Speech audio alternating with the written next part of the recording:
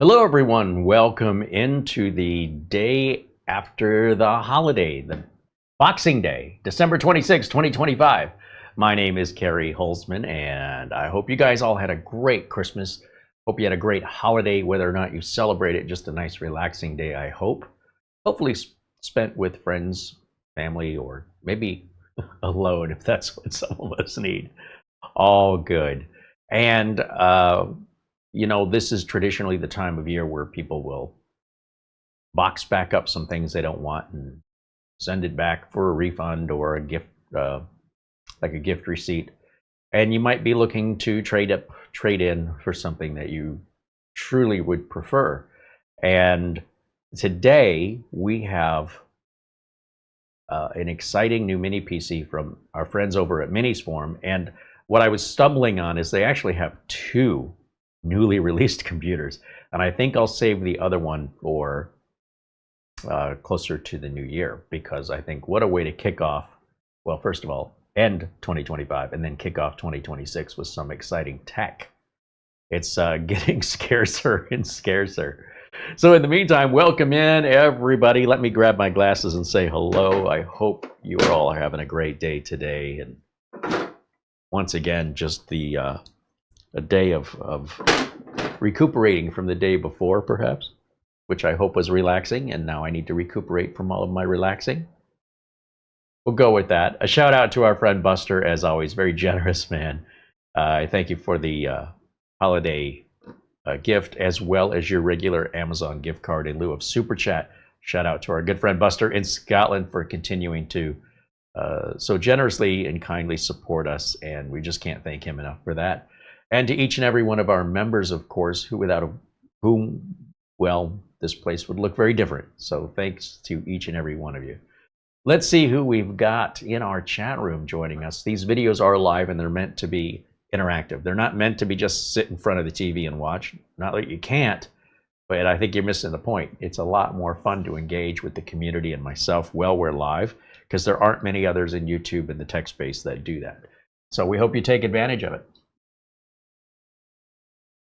ID Love for JC. Isaiah says hi. Jonathan Fells joins us in the chat. There's John Rogers. And John Williams. Welcome in, guys. Lana Dro, renewed membership. I see a number there. I can't tell if that's... Oh, that's not Lana Dro. That's Joe Bush. My bad, Joe. Sorry about that. Lana was saying hello. Then Joe became a supporter. So welcome in and thank you for supporting us, Joe, or welcome back as the case may be. And Scott says hello. John Paul Bacon and Andy W6AD, David Graham, all joining us. Let's see.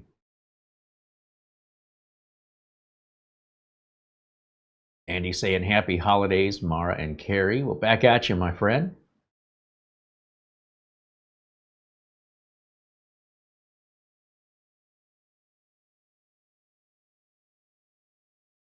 Don Skinner says hello. David Graham just renewed membership, now a member for 28 months. He said, I hope everyone had a great Christmas. Thank you, David. Yeah, we hope you had the same. Hope you had a great holiday as well. Scott said it's calling for rain and snow on Sunday. You know, we're actually here in Phoenix expected to be into the highs, the high temperatures in Phoenix of the upper 60s. So that'll be the first time in a long time that I've seen temps drop below 70 as the maximum temp of the day. So bring it on. Bring it on. I can't get here soon enough. Today is actually pretty nice. It's been in the 70s. It's been raining, but cooler would be better, in my opinion. Ben Laird says hello from Scotland. There's Gary Tatum saying hello, along with Mark Gaines, Mark Baggett, and there's Buster. Buster's saying the temperature in Edinburgh, Scotland right now is 39 degrees Fahrenheit, which is 3.8 degrees Celsius. Good to see you, Buster. Thanks for hanging out with us today, as always. Tech Smart Computer says hello, along with David Herzog and John Lewis. John joins us from Brazil.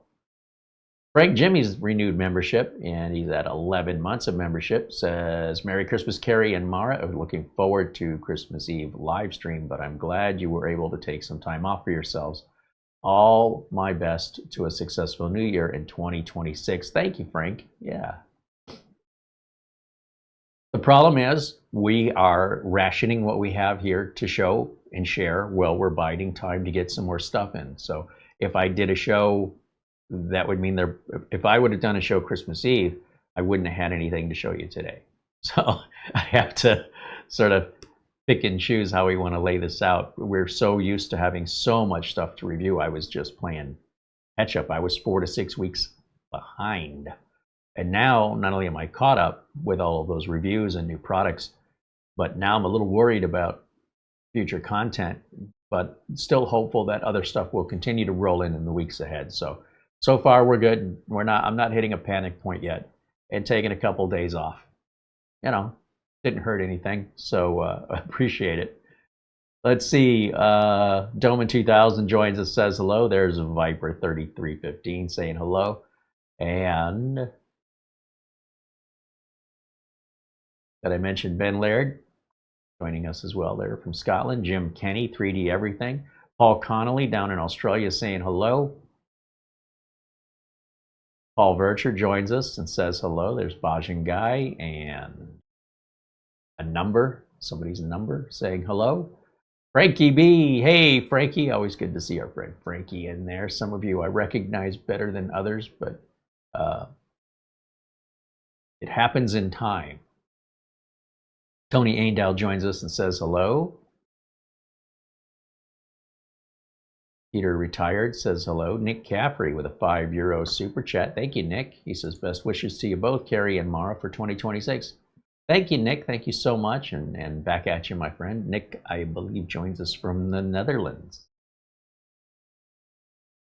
So today, and I'm hoping, just to reiterate, I hope I didn't skip over anybody. Sometimes the chat jumps on me. Mike Gamer says hello. But I'm not leaving anybody out on purpose. If you join us and say hello, I always like to acknowledge everybody. Nothing worse than poking your head into a community, especially if you're new, and then being ignored like it's some kind of clique or something. Everybody's welcome in here, and I do my best to make sure everybody feels that. So long as they're nice, that's all we want. Just be nice. And let me jump over to my video notes today, because I just realized I did not pull up the links for today. So today we're looking at something a little bit different. You're going to look at it, you're going to say, this looks the same. Yes, on the outside it looks the same, but wait till I tell you about the inside of it. So let's jump over to my screen capture. Give me just 1 second here. Where's my screen capture? There it is. Okay, so this is the MINISFORUM X1 Lite. Now there's been a series of MINISFORUM X1 computers. We have the MINISFORUM X1, which looks like a square box. The X1 Pro, which looks kind of like a Mac Mini. It's an incredibly powerful and, pretty pricey machine, but you get what you pay for. And now we have the X1 Lite. So what's the deal with these X1s? The X1s are featuring AI processors from AMD. All right, so if it's an Intel board, it won't be an X1. And as you can see, there's the original X1 we reviewed many months ago, the X1A. The AI X1 is what they actually called it, an AI X1 Pro. And then, of course, the AI X1 Lite just got released. It features an AMD Ryzen 7 255 processor. Here's the thing about these CPUs. These are not CPUs you can go and buy. These are mobile chips designed primarily for laptops. And the latest trend since about 2013 is to put these mobile chips into a smaller, compact desktop form factor that's lower power. It costs less to make, and they end up costing less to buy. And many times they exceed the power of desktop computers, especially at the same price point. The desktops don't even come close, while consuming less power. And as far as upgradability goes, or repairability, they're a bit limited, but that isn't really happening much these days as far as the need to upgrade. So if you bought a computer 8 years ago, I mean, you still don't need to upgrade it today. That's probably, in most cases, completely Windows 11 compatible. And unless your needs have drastically changed, you've taken up some new hobby that requires a change in a computer, well, I would say changing the computer out entirely would make more sense than upgrading. If your hobby has changed, one would assume you've got you're flush with some cash to spend on that hobby if it requires such high-end equipment. But that's just my theory on it anyway. Now, if you look at the price on this, 311 naira, that seems too cheap, right? But that's because this is what we call a bare bone version, meaning there's no RAM or solid state drive included in this price. So that means if you already have RAM and you already have a solid state drive, you can save a lot of money by buying what is essentially a very, I would say this is a pretty high tier computer here at a mid-tier price, but without the RAM and solid state drive, you're now at the high end of a budget PC pricing, but you're at the low end of a high-end PC for what you're getting. So let me just get into more detail on this. And just for the sake of comparison, to add that 32 gig and that 1 terabyte drive along with the operating system, you're looking at $640. It almost, well, more than doubles the price, doesn't it? But that's what's going on with RAM and storage, and it's going to get worse. If you think that's a crazy difference in price, let's talk in about 4 or 5 months and see how you feel about it then. So as we scroll down, and that's the industry, it's got nothing to do with MINISFORUM, nothing to do with me or you, it's just the industry. They do offer an extended warranty. You can pay with PayPal. This is all through the MINISFORUM store. And MINISFORUM is running their Christmas special, their holiday special right now. All their new releases and current previous releases that they still sell, many of them are on sale. I do believe if we click on this link, yeah, there's 6 days left.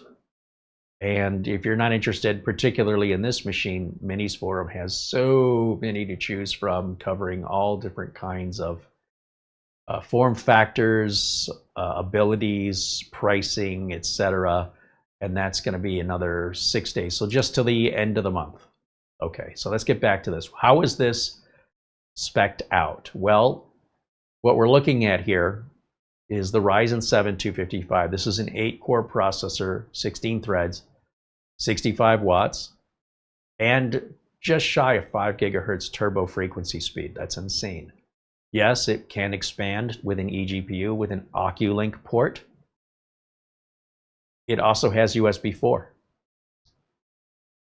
Again, the memory, it's DDR5, and it is socketable memory. It's not soldered on, which is going to cost you more money, and the memory is going to run slower, and the memory is more prone to failure. But some people are so old school, they just think that having the ability to remove memory is superior. And back in the day, I would have agreed with you, but today I think it's, for all the reasons I already mentioned, it doesn't make any sense to keep doing things the old-fashioned way. But I'm not here to tell you what you should think. I'm just telling you what I think, okay? And maybe you've got this stuff laying around and you want to use it and save some money. It's all good. It's all good. To each their own. MINISFORUM makes different mini PCs, some with soldered on RAM, some don't. So to each their own. But your way is not superior and my way is not superior. Your way is right for you. All right, that's all I got to say, and I love that you can choose for yourself. 2.5 gig networking, wired networking built in. It's got the, MINISFORUM's always say about how cool and quiet their machines run. We'll test that out today. It's very lightweight, and it will support up to 3 displays simultaneously, 1 HDMI, 1 DisplayPort, and 1 through USB 4, which will do 4K across all 3, or you can do 1 monitor at 8K. I don't know anybody running 8K, but there you go. There's probably someone out there watching this video that uses 8K. Talk to me in a couple of years, that might be more common.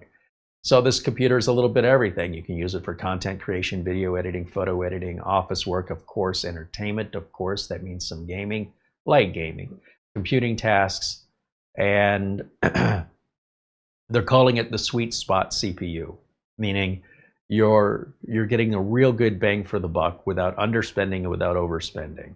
And you look at all the performance numbers to the competitors of Intel and AMD's other chips, and you really get to see the value here. As we continue to scroll down, the built-in graphics that's built into this CPU is the 780M. So if you're curious what kind of gaming can a 780M do, just Google it. Put in your favorite game and see how it runs with a 780M. A lot of people will ask in the chat, how does this do with gaming? Depends on the game. All right, so just Google that information. It's not going to run any faster, any slower than any other 780M. Okay, they're all the same. So, I mean, there might be a slight little 1% difference, but for the most part, they're running it at 1080p settings with 32 gigs of RAM. And the room that they're running it in is at 24 degrees Celsius, right? So the room temperature plays a lot into that. But you can see Cyberpunk and LOL, which is League of Legends, PUBG, CS2, Dota, and Dota 2 rather, and Genshin Impact. So there are some sample numbers for you of 6 examples of 10,000 games you could pick from. That's why I say you really got to pick the game you're playing and just Google with that graphics card what to expect. Here's an example of how the OCuLink would work if you wanted an external graphics card. In fact, there's a new dock coming out from MINISFORUM that will enable you to share the dock with, I think, 2 or 3 devices at the same time. Well, basically, not at the same time, but without having to change cables, so that you can have the dock powering your desktop when your desktop's on, or have it on your mini PC when your desktop is off, but without having to move the cables and unplug things. We'll get one of those in. We'll try and get one in for review. It's a pretty interesting concept. So yes, it will play AAA games some, and you know, depending on what the game is and what settings you're expecting. You see, he's not playing it on 3 monitors here, right? Creative design, computing tasks, live streaming. Obviously, you can handle all that easily. It does have USB 4 that does supply power delivery at 15 watts and 65 to 100 watt power delivery in. We've also got the ability to power an external monitor, like a portable monitor. And that one USB 4 cable can both provide the monitor the video signal and the power that the monitor needs to power the monitor on. So that, you know, that's a real easy setup if you want to be portable. Dual channel DDR5 plus dual M.2 SSD slots. Configure up to 64 gigs of RAM and 1 terabyte SSD. Expandable to 128 gigs of RAM and an 8 terabyte SSD. Now these numbers are basically very confusing to end users because they think that's a limit. It'd be like me saying your bladder can hold 32 ounces, so therefore the most you can drink is 32 ounces. Whatever. What this means is that if you wanted to buy memory and place it into the machine today, if it holds 2 memory modules, and the maximum capacity memory module they make today in this style of memory is 64 gigs, and you can hold 2 of them in this machine, then your total is 128. It's simple math. But if a memory manufacturer says, oh, we can now make 128 gigs on each module, then this becomes 256. If the solid state drive makers make a 16 terabyte NVMe, as long as it'll fit in the slot, like it's not too thick, there's no such thing as a RAM limit or a solid state drive capacity limit. It's just these are the maximums possible for you to buy today. I wish they made that a little clearer, because this will still say the same thing in 3 years, even though these numbers will probably have changed as the technology continues to evolve. And that's true of all PCs ever made. This is what manufacturers do. So this is based on when the computer was introduced and what was available at that time. It doesn't mean it stays that way forever. So they talk a little bit about the memory. They talk a little bit about the storage capacity. See, this one says up to 4 terabytes. You understand why this happens, right? Somebody somewhere said, well, 4 terabytes is probably the single largest drive most consumers would buy. And someone else said, yeah, but for those who can't afford it, an 8 terabyte is also purchasable and will work in here. So we got two conflicting numbers, and I'll raise this to MINISFORUM's attention just so they know. That can be confusing. Is it which limit is it? There's no such thing as a memory or storage limit. Not anymore. There used to be. From any manufacturer, it doesn't exist. Not anymore. Not on any modern computer built in the last 10 years.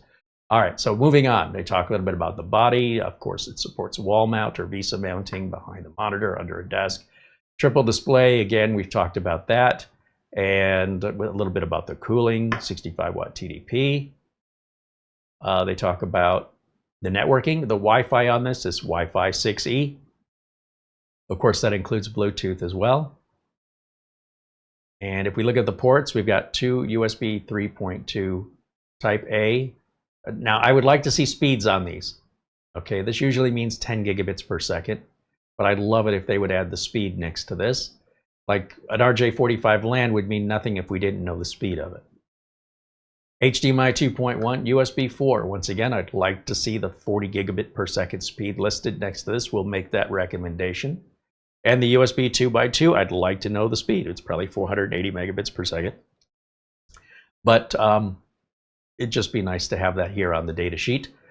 DisplayPort, and of course, OCuLink. Now, OCuLink, we'll verify this, but usually on these little computers, you have a second M.2 slot. And you can use that for more storage, or you can use it for OCuLink, but not both. So you've got your main M.2 slot for your OS. Your secondary M.2 slot then is for more storage, or OCuLink, one or the other. And we'll verify that when we open this up. A little bit more on the specs. And what did they send us? We've got 64 gigs of RAM on this one and 1 terabyte of storage. So what does that work out to? Well, here's the thing. If you go over to Amazon, which also sells these, I don't think Amazon sells the bare bone. I think that's probably an item that's where people buy it, they don't understand what they're buying, they see the price, and it gets returned. But let me just verify, because I don't think Amazon wants all those returns. Let me get back over to the product links below the description of this video. Sure, right. Okay. So I'm not a big fan when manufacturers add a bunch of products to one page. And as you can see, we've got the M1 Pro. If you see 0 plus 0, that means it's bare bones. So I guess I'm wrong. Amazon is selling them without, as bare bones, without RAM and storage. So the first number is RAM, the second number is storage. So if you see 64 plus 0, that means 64 gigs of RAM. It's probably soldered on. And then no storage. Any way that they can get that price down to accommodate the individual user's desires and budgets. And we've got multiple different models here. The M1, the MSR1, we've got the UM750. Look, this opens up a whole Pandora's box. That's the problem. If there is a problem to complain about, is they have too many choices. There's 2 pages of computers here. And the one we're looking at is the X1 Lite 64 gig 1 terabyte model. That sells for $815 right now.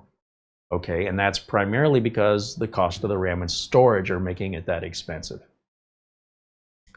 But again, wait 4 months. Here's what I want you to be aware of. When you're looking at a product page on Amazon where there's multiple products listed, sometimes people aren't seeing it, they don't see the second page. And when people go down and read the reviews are for all those products all intermingled. That also leads a little bit of confusion. Like this 5-star review is for the NAB 9 Plus, and this 5-star review is for the UM870 Slim. And this 5-star review is again for the UM870 Slim. So they kind of bundle them all together. And I think there's a way to filter out, I have to sign in to do it, the reviews you're interested in. But any product page that lists more than one product is going to intermix all the reviews. And since an UM870 Slim has been out for many months, it's probably going to have more reviews. It's had more time, you know, for those reviews to get, for the product to get purchased and evaluated. And this is something to keep in mind when shopping from Amazon. But you can see overall, MINISFORUM always has really good reviews across the board, regardless, and that's why I'm such a big fan and why you see so many MINISFORUM designs here. Is they're a unique leader in the space. They build good quality stuff, and it's often quite inexpensive for what you're getting, especially if you're used to paying the kind of money that you would need to build your own. Okay, so with all that out of the way, let me get back over to camera one. I see Mara approaching. Guess why I'm here? Is there email? Take a wild guess. There must be some email. You might be right. Well, I guess we'll check that. Thank you. You're welcome.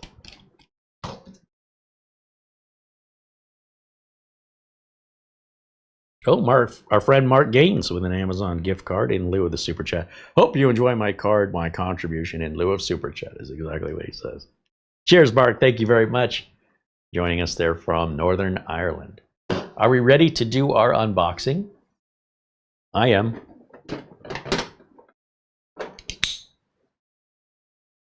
Okay, this is the MINISFORUM, the Elite Mini Series. This is the X1 Lite. I think, by the way, I think this is the very first review of this computer on YouTube. I know there's a lot of videos about it showing still photos with like a voice overlay, but I haven't seen any videos where anybody's actually had this in their hands. So we appreciate MINISFORUM giving us an opportunity to have sort of a YouTube exclusive here. And that way, you know, we don't have any... everything you're hearing me say is originally my words. You know, I'm not borrowing anything from anybody, whether consciously or subconsciously, because there's nothing out there. So that should squelch any possible doubt of, gee, I wonder, you know, be stealing somebody else's ideas. Listen, if I like their ideas, that'd be great, but I don't see any. So let them copy mine instead. Okay. MINISFORUM X1 Lite. Unboxing. Here we go. I may not even need my blade for this one. It says here, tear to open. That was pretty easy. Okay. Hey. All right.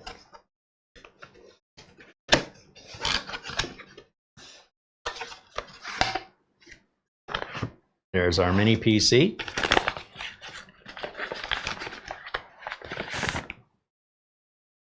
Now, anytime you see a port that's covered, like in this case, the OCuLink, that usually indicates that port's not active. And the reason this wouldn't be active is that apparently out of the box, the two M.2 slots are set aside for storage. This already has storage on it, meaning the second M.2 is going to be empty.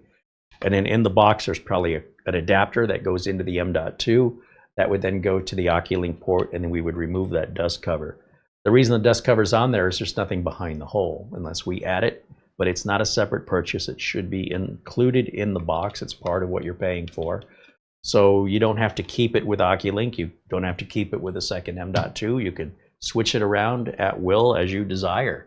I love having options. I love having the ability to configure, to change my mind, reconfigure, change my mind. I wish that was a default in all manufacturing. I'm also noticing a really cool, I don't know how well the camera's going to pick this up, but there's a really cool pattern on here. It's completely smooth. It looks like it's got little bumps on it for a grill. It's not a grill, it's just a visual illusion. And of course, there's the front of the unit. The sides are just vents. The back of the ports that we just looked at on the website. And it appears we're going to have to remove some rubber feet to get to the screws. You know how I feel about that. But other than that, these two holes here, this is for mounting your VESA mount, like against the back of a monitor, under a desk, etc. Let's see what else we've got in the box. So there's two pieces here. I just kind of took them out in the same, not on purpose, but that's just the way it came out. Set that over here for now. And we've got some documentation. And the rest of the box, we've got an HDMI cable. Now this is usually a short HDMI cable. If your mini PC is going to mount behind your monitor, you don't want a 6-foot HDMI cable. That's a lot of slack. This one's probably too short for regular use, but if it'll reach, have at it. This is our power cable. It's like a cloverleaf style, most commonly found with like laptop power adapters, which this uses a laptop style power adapter. By keeping the power supply external, 120 watt power supply by the looks of it here. By keeping it external, the box can be smaller and generate less heat. So that's why I say they're using mobile chips in here like you would find in laptops. Those are also typically laptops run off batteries, right? So you need to have power efficient components inside for the longest battery life.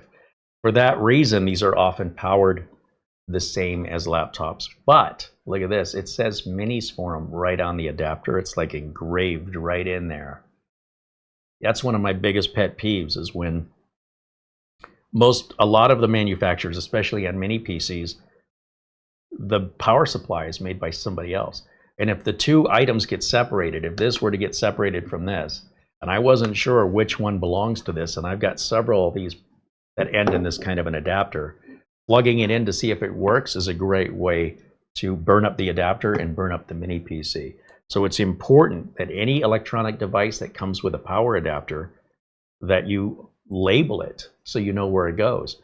Now with MINISFORUM, it's already been labeled for you. So let's say we move and this has to get packed up and we move to another location, and we unpack it, and now I don't know which adapter's which. Well, with this one, it'll be real easy. MINISFORUM to MINISFORUM, super easy, right? I appreciate that.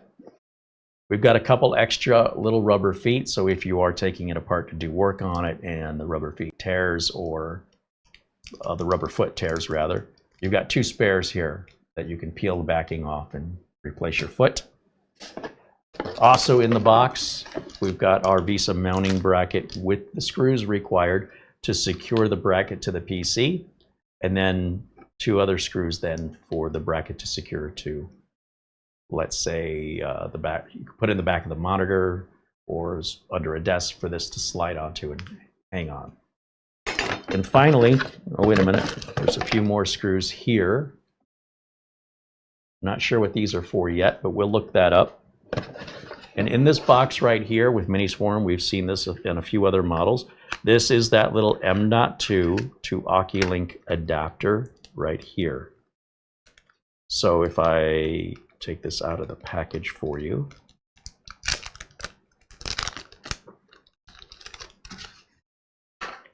this would fit in your M.2 slot, and then that becomes your OCuLink port, and then you would remove the dust cover, and now you've got OCuLink. And if you decided you don't want to use OCuLink anymore, you'd rather use the slot in here for storage instead, there's the screw you would remove, and it just pull it just a little bit away and up and out. You don't have to be a computer person or a technical person to set that up.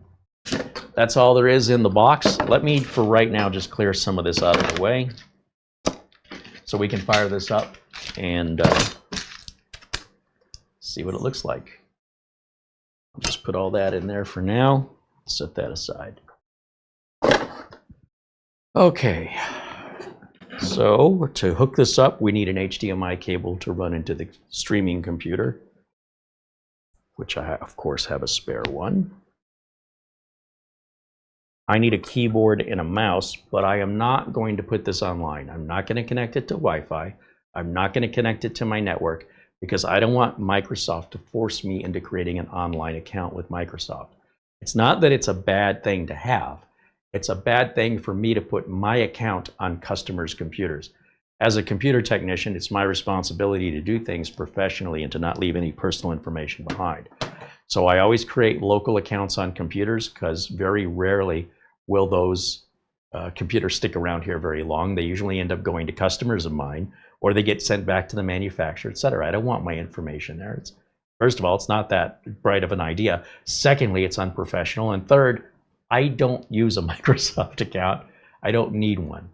But if you have one, that's all well and good. Just don't be in such a big hurry to attach it to the machine yet. So for right now, we keep the LAN or the internet completely disconnected. It'll want us to sign up to Wi-Fi.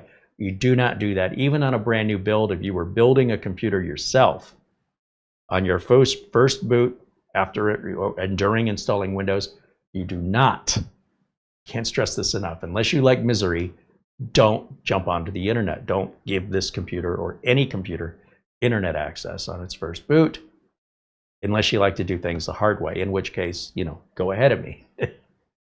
All right, keyboard and mouse. What did I do with it? Oh, right here. Keyboard and mouse. I've got a wireless keyboard and mouse I like to use. This is my dongle. I'm going to plug the dongle for the keyboard and mouse into the USB 2 ports in the back and save the faster ports for things like flash drives and where speed matters. If I plug this keyboard and mouse into a faster USB port, I am wasting the USB port and I will not be typing any faster. I need a power cable. So this is a standard cloverleaf power cable. That's why I put it back in the box. I always have spares here because I need it a lot and I need one that's extra long. So I just went on Amazon. I bought an extra long one and it's just coiled up here on the floor. So anytime I need it, aha, see, I don't have to unwrap a cable and then put it all back after the show.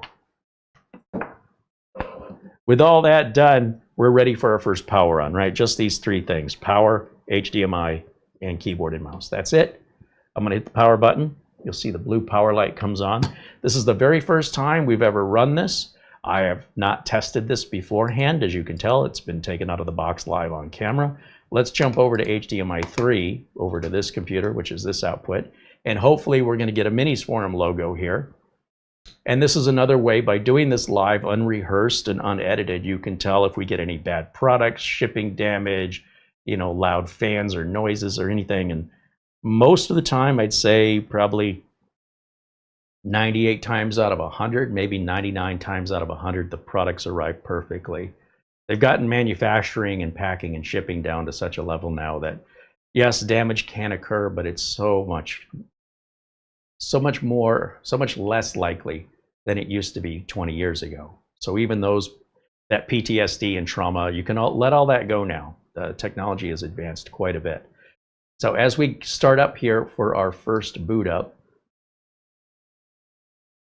and again, this is why we don't have internet hooked up right now, and we're not going to until we get to the desktop. We're doing the out-of-box experience, and we want to make sure that we're not delaying that or possibly corrupting it with Windows updates this early on. Then we won't know, was the computer bad? Was the software bad? Is it a driver issue? Right? It just creates a whole slew of possibilities and diagnostics. It's like going to WebMD to diagnose yourself. You're going to have 17 possible diseases. So by keeping things one at a time, keep it simple. We're just using the computer, nothing else. No printers, no flash drives, nothing. Just turn the computer on with power, video, keyboard, mouse, and make sure it sets up correctly. Once you've set it up correctly, then plug it into the internet. Then get your updates. And then if you have problems, you know when the problem started and where to start your diagnosis. Life becomes so much easier, and a lot more expectations are much easier to be met. So right here, we're going to go continue in English. United States. US keyboard, no secondary keyboard language for me. I don't have internet. Right down here is what we're going to click. And we accept the license agreement. Wants a username. I'll put user in here for now. Enter. No password, so I just hit enter. I just want it to boot right to the desktop. I like location settings on. That'll keep my date and time set even during daylight saving time, etc. And as clocks lose or gain minutes, this something that's out of sight, out of mind, I won't have to worry about it. But this is all user choice, so whatever you like is what you should set it up as. This is what I like. Just showing you my preferences. You take that with whatever you want to take that with. Not telling you what to do. I'm showing you how I do it, and I'm explaining why. All right, once we've answered all those questions, it goes through our final setup that will lead us to the desktop. And when we get to the desktop, Then what I'm going to do next is I'm going to plug it into my network. Now you could go on Wi-Fi at that point if you prefer, but I prefer to go wired. So I'm going to grab my Ethernet cable in anticipation of needing it here in a moment. And I'm just going to sit here holding this in my hand until I see the desktop come up. And everything is running exactly like it should. This computer is 100% silent. I don't hear anything coming out of this guy, not so far.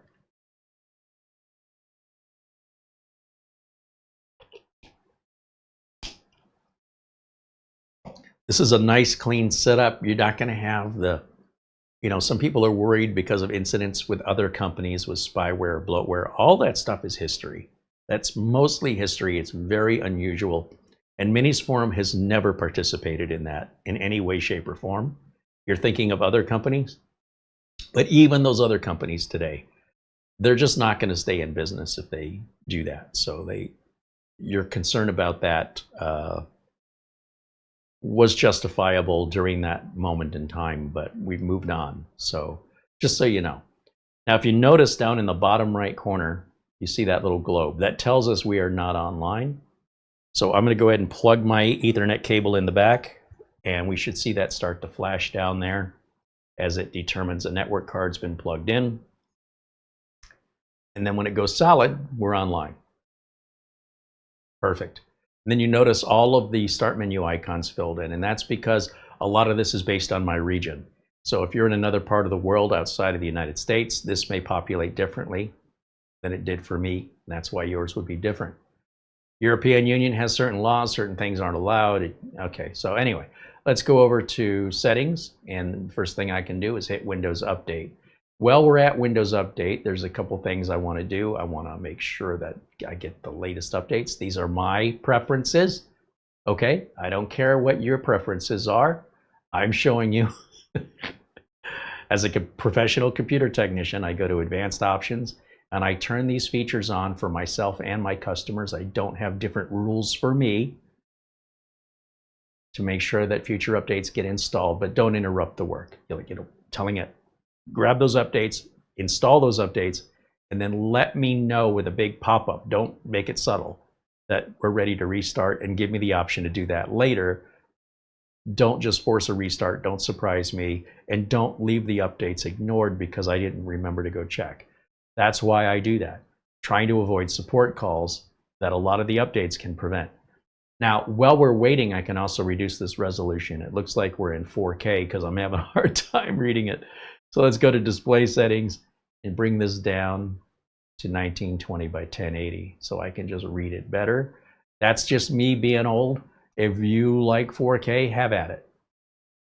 Okay, now let me move this over to the side because while we're downloading, we can take a look at some of the specifications here. Right-click on the Start menu. We're going to go to System, and we can see that we've got the Ryzen 7 255. We can verify the 64 gigs of RAM. We can verify it's Windows 11 Pro. It's 24H2. I don't think we're going to see 25H2 pre-installed for a few more months. That's normal. So don't think that we're really behind or anything in updates. You're more likely going to find that problem on older computers that are very aggressively priced. You're like, it's a really good deal for a computer. And then you find out it's got a like 22H2 on it. Well, that's because that computer was built 3 years ago or 2+ years ago. It's old inventory. That's why it was priced so cheap. Don't be surprised. That's what you paid for. That's why it was so cheap. That's why you bought it. You're not a victim. You should know better. This is a model that just was released from MINISFORUM, so of course it has the latest Windows 11 Pro 24H2. In order to put 25H2 on this at the factory, the whole thing has to be configured by a specialist over there before it can be released to the factory. It's not as easy as you and I just hitting an update button. And that takes some time to develop. And so it will come. And that's true for all manufacturers. It doesn't matter who it is. All right, you at home, you can get it first. But in a factory, it's a much more complex situation to redeploy a new image. It will get there, but don't expect it yet from any manufacturer. Now, if we go to the device manager, let me right-click on the Start menu. And let's make sure everything's happy in the device manager. We're not missing any drivers or anything like that. and everything is happy. What is our network adapter? Who makes it? Is it Intel? Is it Realtek? Is it MediaTek? Who is this? This is a MediaTek Wi-Fi 6E driver, and it's a Realtek 2.5 gig Ethernet adapter. So there you go. Now we know. If we close this out, let me check my power settings because I don't want the screen to go to sleep on me while we're live. So I type in edit power, and then the suggestion pops up. Like, is this what you're looking for? Yeah, that's what I want. And it's by default set to never. I'm good with that. At least it won't go to sleep on us while we're live. And then while this installs, we'll keep an eye on it. And let me come back over to camera 1 and see if you guys have any questions for me here in the chat room. Whew, got a lot of information out. Take a drink.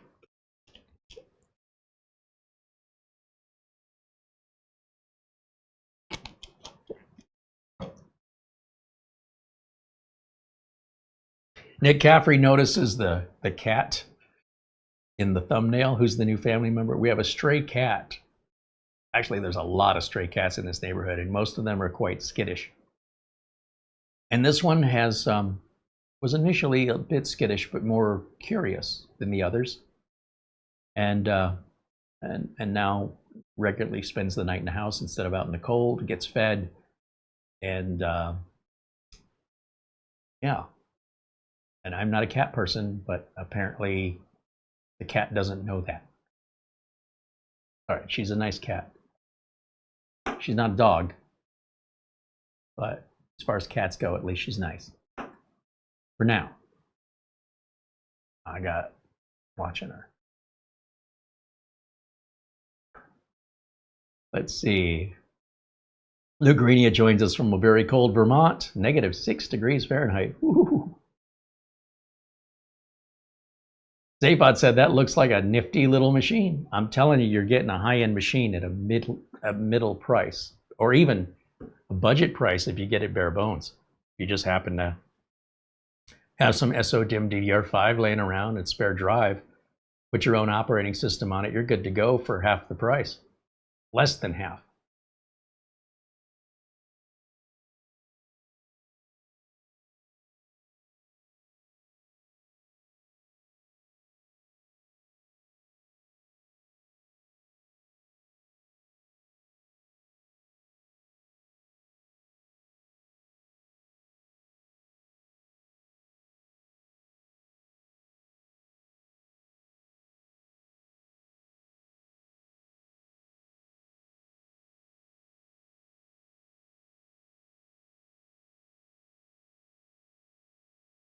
John Paul Bacon said, if only we could get this in black or maybe even other colors. So the problem with that, John, is be careful what you ask for. Because B-Link tried that. If you recall, B-Link was making like the GTR6 in 4 different colors. They had green, black, orange, and I think silver. And everybody wanted the orange one, and it was sold out, and it was never available every time I would look. And then they had an abundance of the black and silver ones that were so common, they just, eventually were blowing them out really cheap.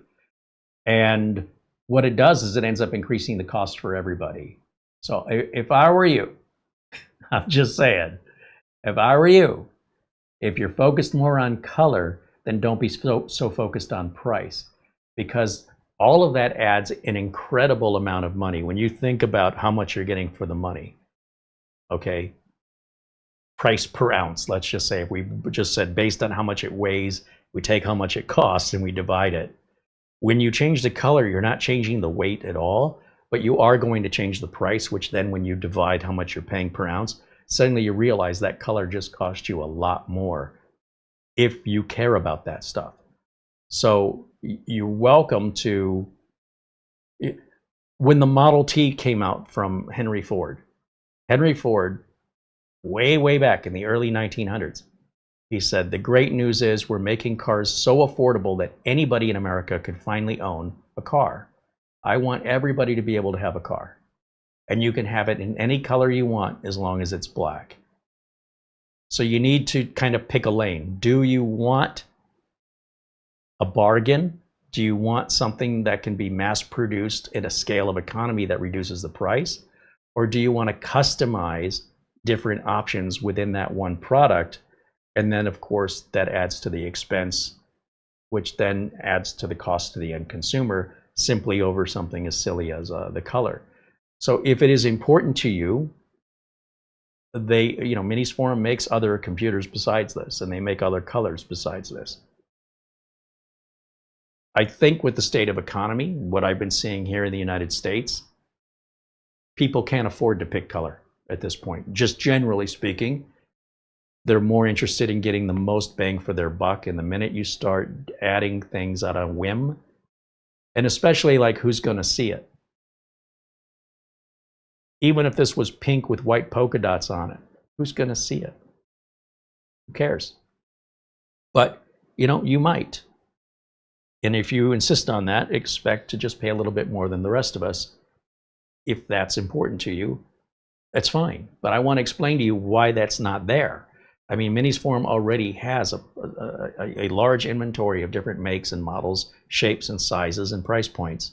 And then when you start to whittle that down and branch it off into different colors of the exact same thing, this is my finger drawing branches.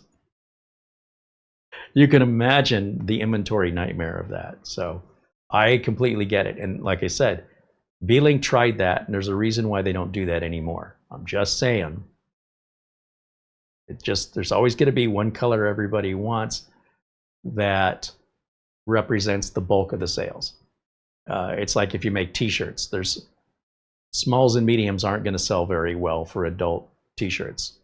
And so if you're trying to guess how many do we need to make, and let's say you're going to go to the Consumer Electronics Show and hand out some shirts with your company logo, your extra larges, your extra larges, and your larges, they're all going to go first.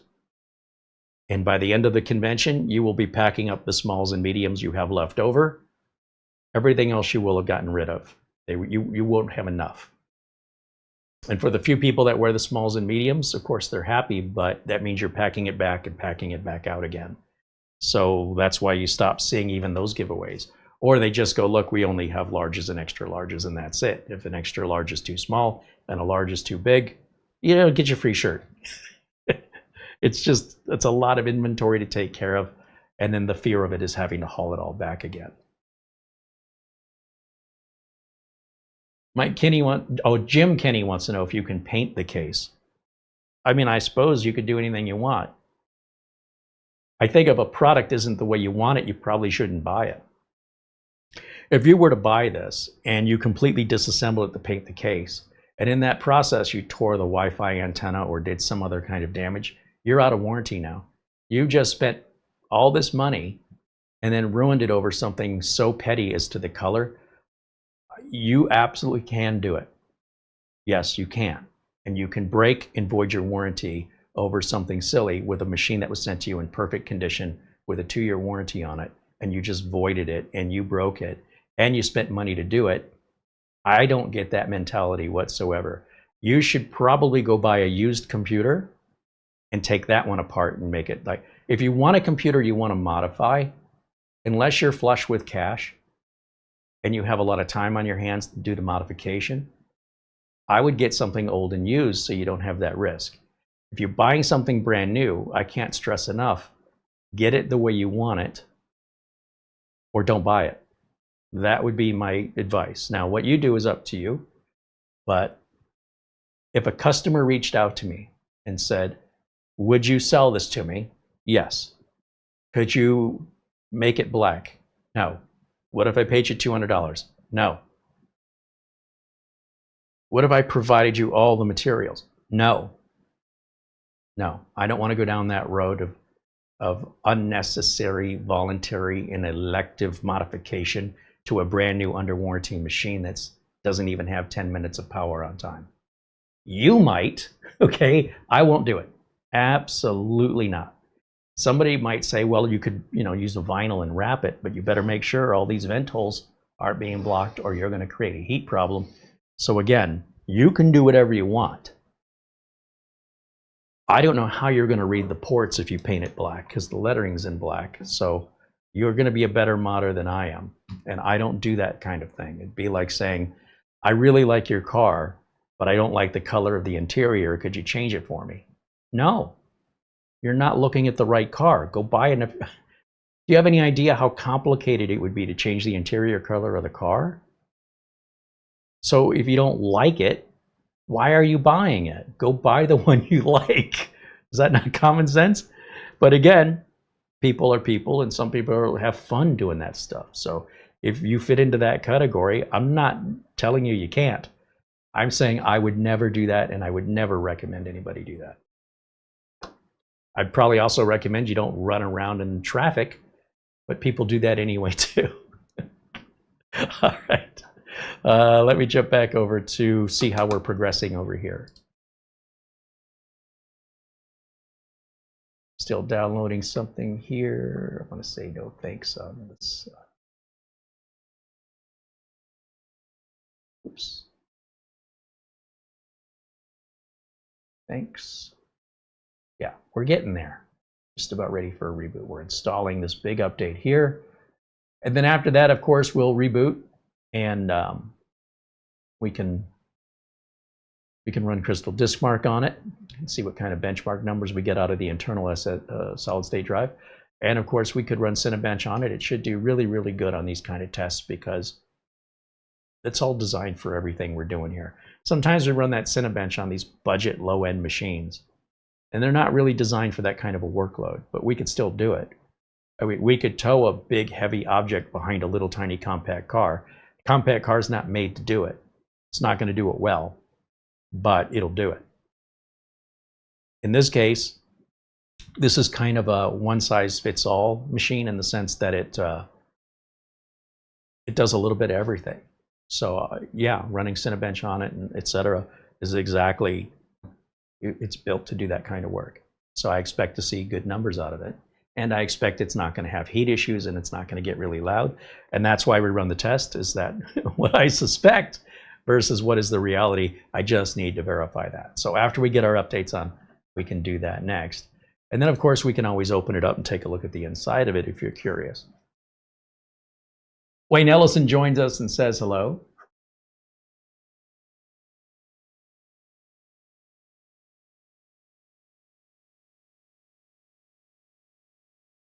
Thomas MacT says hello, joining us from Florida.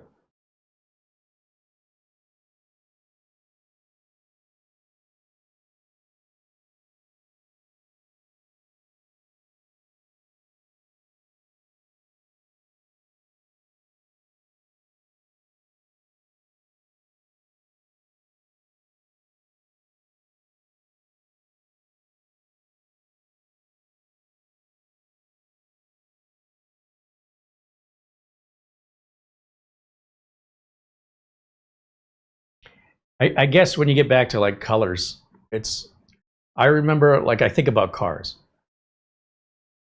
And I'm sure, like many of us, they had a car that you were interested in, but it wasn't the right color. $30,000, $40,000 car, let's just say, on average. It's a lot of money. And you love everything about the car but the color. Inevitably, what does the salesman say to you? How much do I have to discount the car where you don't mind the color anymore? What's it going to take for me to sell you this car for you to be colorblind? Now, for some people, there's a number. For other people, it's non-negotiable. So I'll give you an example. I was looking at a car that had everything I wanted except the car was painted black. And in the desert, when we have 110 plus degree Fahrenheit temperatures for 3 months out of the year or whatever it is, certainly over 100 degrees Fahrenheit, oftentimes 90 days in a row without a break, I don't want a black car. Furthermore, I owned a black car once, and when it was clean, when I took it through the car wash, it was stunning. And the next day, after all the dust and bird poop, it was dirty again. It just was very easily dirty. And then when you leave it in the, park it outside on a hot summer day, it's the hottest thing you will touch in your life without needing to go to the hospital afterwards. So I said to the salesman, I don't like the color. Do you have it in another color? Well, what can I do to bring the price down and have you? I'm like, nothing. It's just not on the table for me. I don't want white and I don't want black. Well, what's wrong with white? White is too common. Everybody drives a white car. I don't want a white car because that's what everybody else does. I've already explained why I don't want a black car. So you could have silver, blue, red, green, anything, yellow. Don't show me white or black. I'm not interested at any price. But that's just me. You, on the other hand, might say, oh, what's wrong with white? What's wrong with black? Maybe you don't think it's a big deal. So if I wouldn't do that on a $30,000 purchase, I certainly wouldn't, in other words, I wouldn't say, well, I'll buy the car and repaint it. I could probably repaint that car. Are you kidding me? So, but like I said, MINISFORUM does have other makes and models in different shapes, sizes, and colors. I'm sure there's something in there to fit everybody's desires and price points. Scott M says, hello, welcome in, Scott. There's more taunt.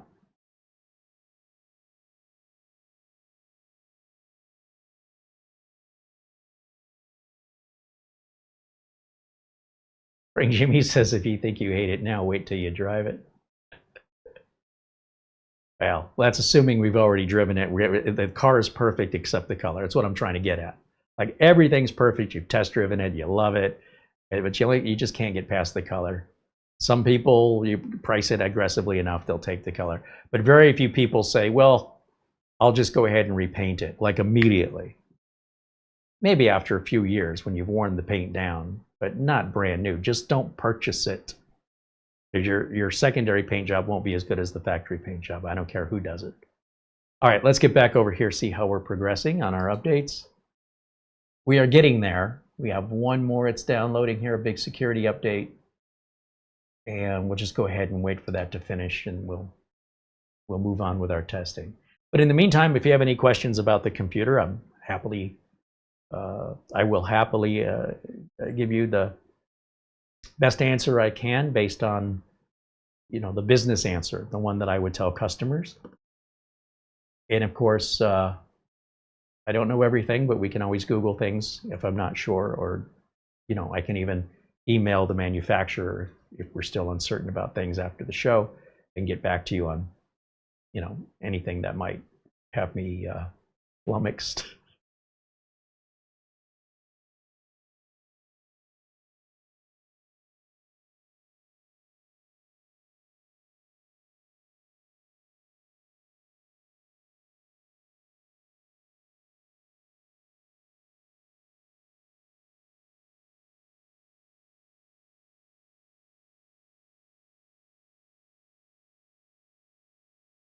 Andy wants to know if the case is metal or plastic.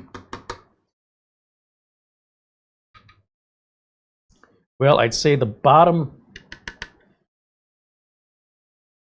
and top feel plastic. In the front, I think it's all plastic. The benefit of a plastic case is it allows a Wi-Fi and Bluetooth signal to travel through it a lot easier than a metal case. And when you see the metal cases, they are beautiful. But you'll often find almost universally across any manufacturer that when you put Wi-Fi inside of that case, metal is a fantastic shield. Like if you wanted to reduce any sort of, if you wanted to protect something from radio frequency or other types of wireless transmission, then you would shield it. And what do we shield it with? Metal. Right? You talk about people using aluminum foil and things like that. You put an aluminum foil hat on. It's always metal. Why is that? Because it doesn't block a signal entirely, but it makes the signal severely weakened to get through it. Sometimes it can block the signal, depending on the strength of the signal and what the signal is. They're not putting a plastic hat on. You understand? So there's pros and cons to both sides of that. The metal cases, they do look attractive. Here's my thought on it either way. Who's going to be looking at this? I mean, I don't think it's unattractive. I can't tell by looking at it without touching it if it's metal or plastic. So I'm curious, What difference does it make to you? I won't even be looking at this. I'm looking at the screen and I'm the keyboard and the mouse. I'm not physically like staring at this. It's not like a big eyesore. It's not unattractive. And I don't know why it would even draw anybody's eye if it were sitting on a desk next to a keyboard and a mouse and a monitor and speakers and all the other stuff. All of a sudden, everybody's just looking at the little silver box. Why are we? Help me understand what difference it makes, what color it is, or what material it's made from, so I can understand that, because there's some disconnect here. Maybe I'm too technical. I want to know what processor it has, what memory it has, what's it capable of technically, what's the Wi-Fi, what's the size of the storage, how's the cooling, how loud are the fans, what ports do we have. At no point do I think about the color or the case material unless there's something about it that stands out, right? Something says, whoa, that's very different. What is that? Then I'm going to be like, oh, wow, but this just looks at any other. That's not an unusual color. It's not an unusual build material.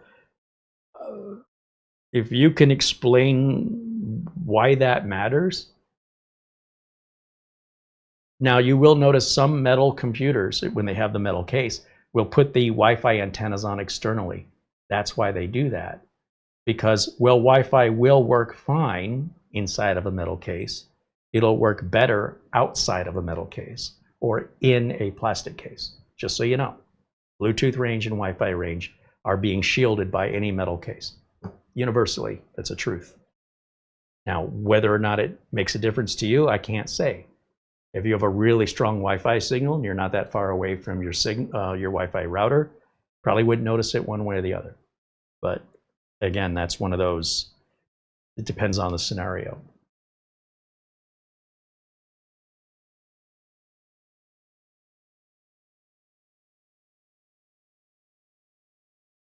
Nick Capri says, why put a USB 2 port in a machine these days? Well, Andy says, well, first of all, let's go back to the back. A metal case Wi-Fi antenna placement is critical, better heat dissipation with a metal case. That is a common misconception. Whether the case is metal or plastic, if you understand the rules of thermodynamics and airflow, nothing about the cooling has to do with the enclosure other than the ventilation and the heat sink. So in other words, if this case were exactly the same, but made of metal, the cooling would not change, not one bit. I don't know where anybody got this idea from, but we are not grounding out the heat sinks against the case. Now, we have seen fanless mini PCs, if you recall the X Mini, I think it was, where there's no fan in it and the whole case is a giant metal heatsink, that almost burned my hand. You'd rather have that? If that's what you're talking about with heat dissipation, at no point is any part of the motherboard or any of the components touching this case, and nor would they be touching the case in a metal case. So the idea of heat dissipation is completely false. That is misinformation you're hearing from online. It's just not the way it works. Unless they're using the case as a heat sink. With regards to Wi-Fi antenna placement, that's somewhat true, that the location of it matters, but not if the whole case is metal. The reason you would say location of the Wi-Fi antenna matters on a metal case is that if they place the Wi-Fi antenna on the bottom where it's plastic, but if the bottom is metal, it won't matter where you place the antenna. A shield is a shield, and it doesn't matter if you're at this side of the shield or this side. If I'm holding a shield and you're shooting arrows at me, and your arrows hit the top right corner of my shield or the bottom left corner of my shield or the center of my shield, it doesn't matter where the arrow hits.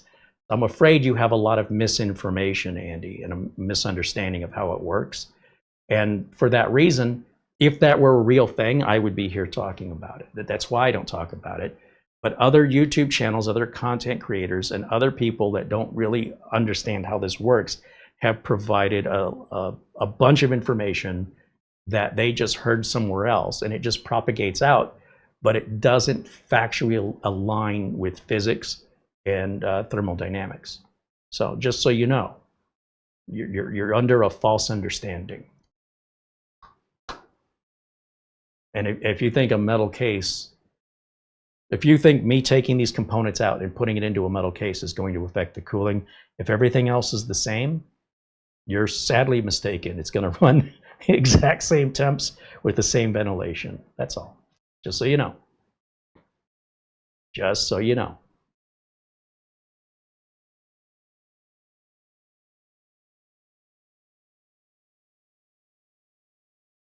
So the other question was,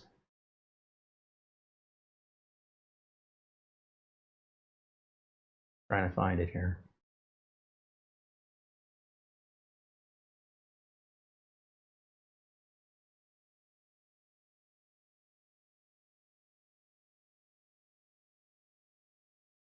Oh, why did they put USB 2 ports on it? Okay, so there's also a gross misunderstanding of how the technology works. This is universal across content creators and a lot of reviewers who don't understand the way data transfers back and forth on a motherboard. And when you're designing, if you ever get an opportunity to learn how to design a computer, one of the things you will have to learn is how you're going to divide your resources. So this chip, like any other chip, has a limited number of resources based on the chip. And the more expensive and more advanced the chip is, the more resources it has. So you could say, okay, with these resources, can I have multiple video outputs? That's going to take, each one takes its own resource. Can I have OCuLink? That takes a resource.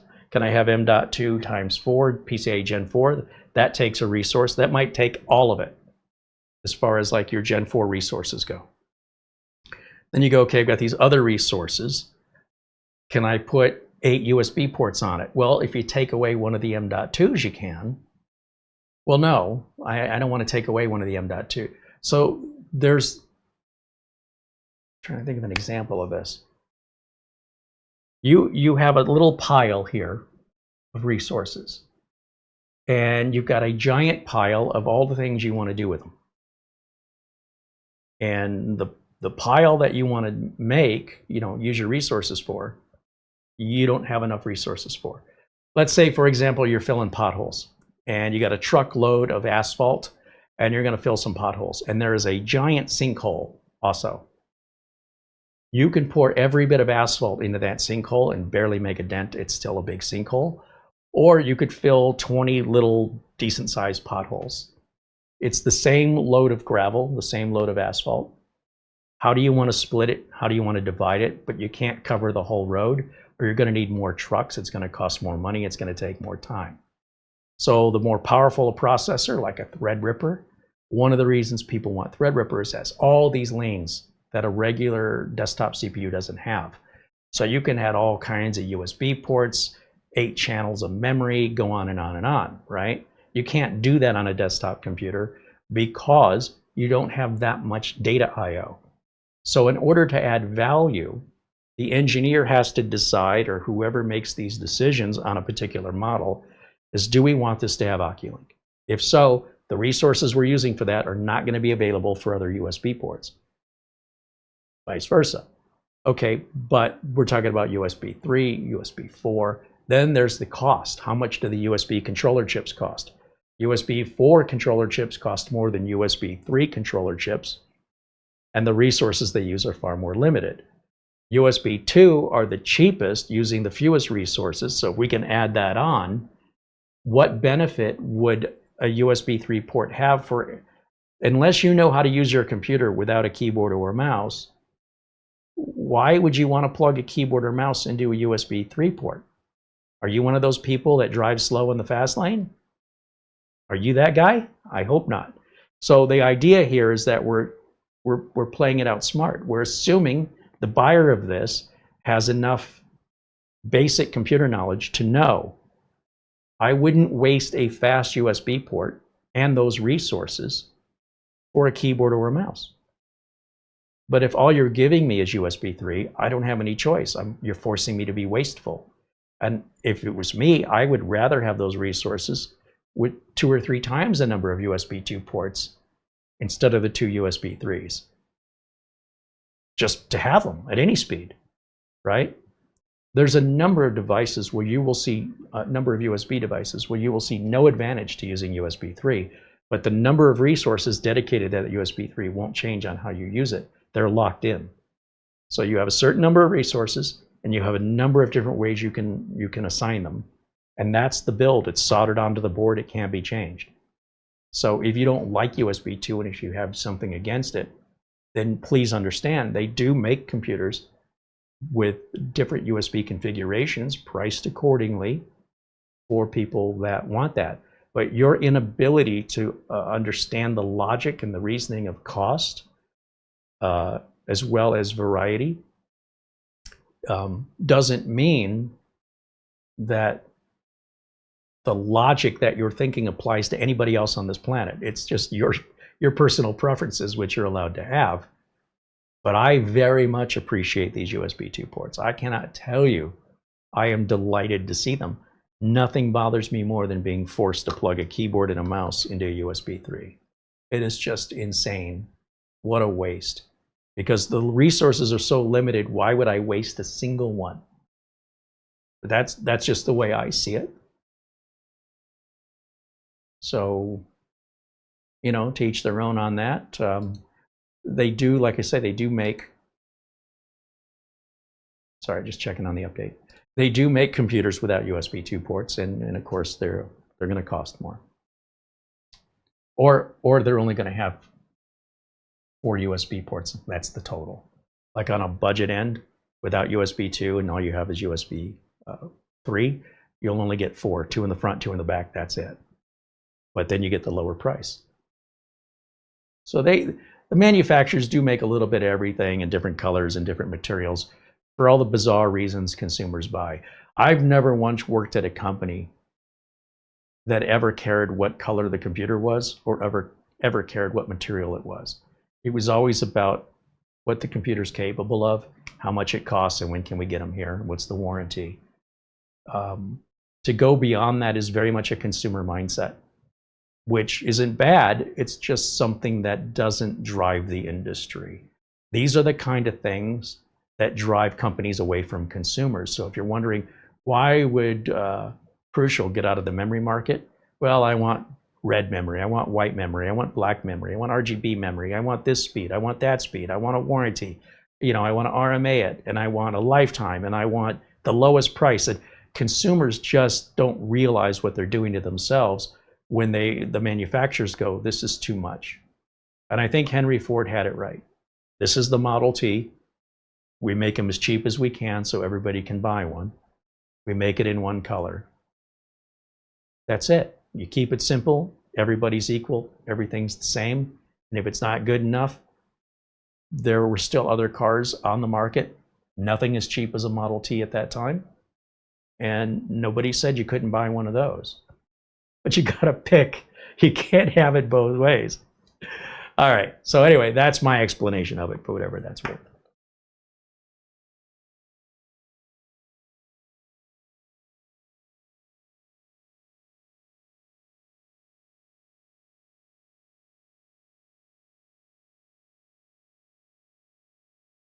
Nick Cavery says, oh, it's obvious now when you say it, not before. Thanks. Oh, no problem, Nick. The way you phrased the question, why would anybody want that? It's like me walking in. I don't eat Chinese food. That'd be me walking into a Chinese food restaurant going, why would anybody eat Chinese food? It's disgusting.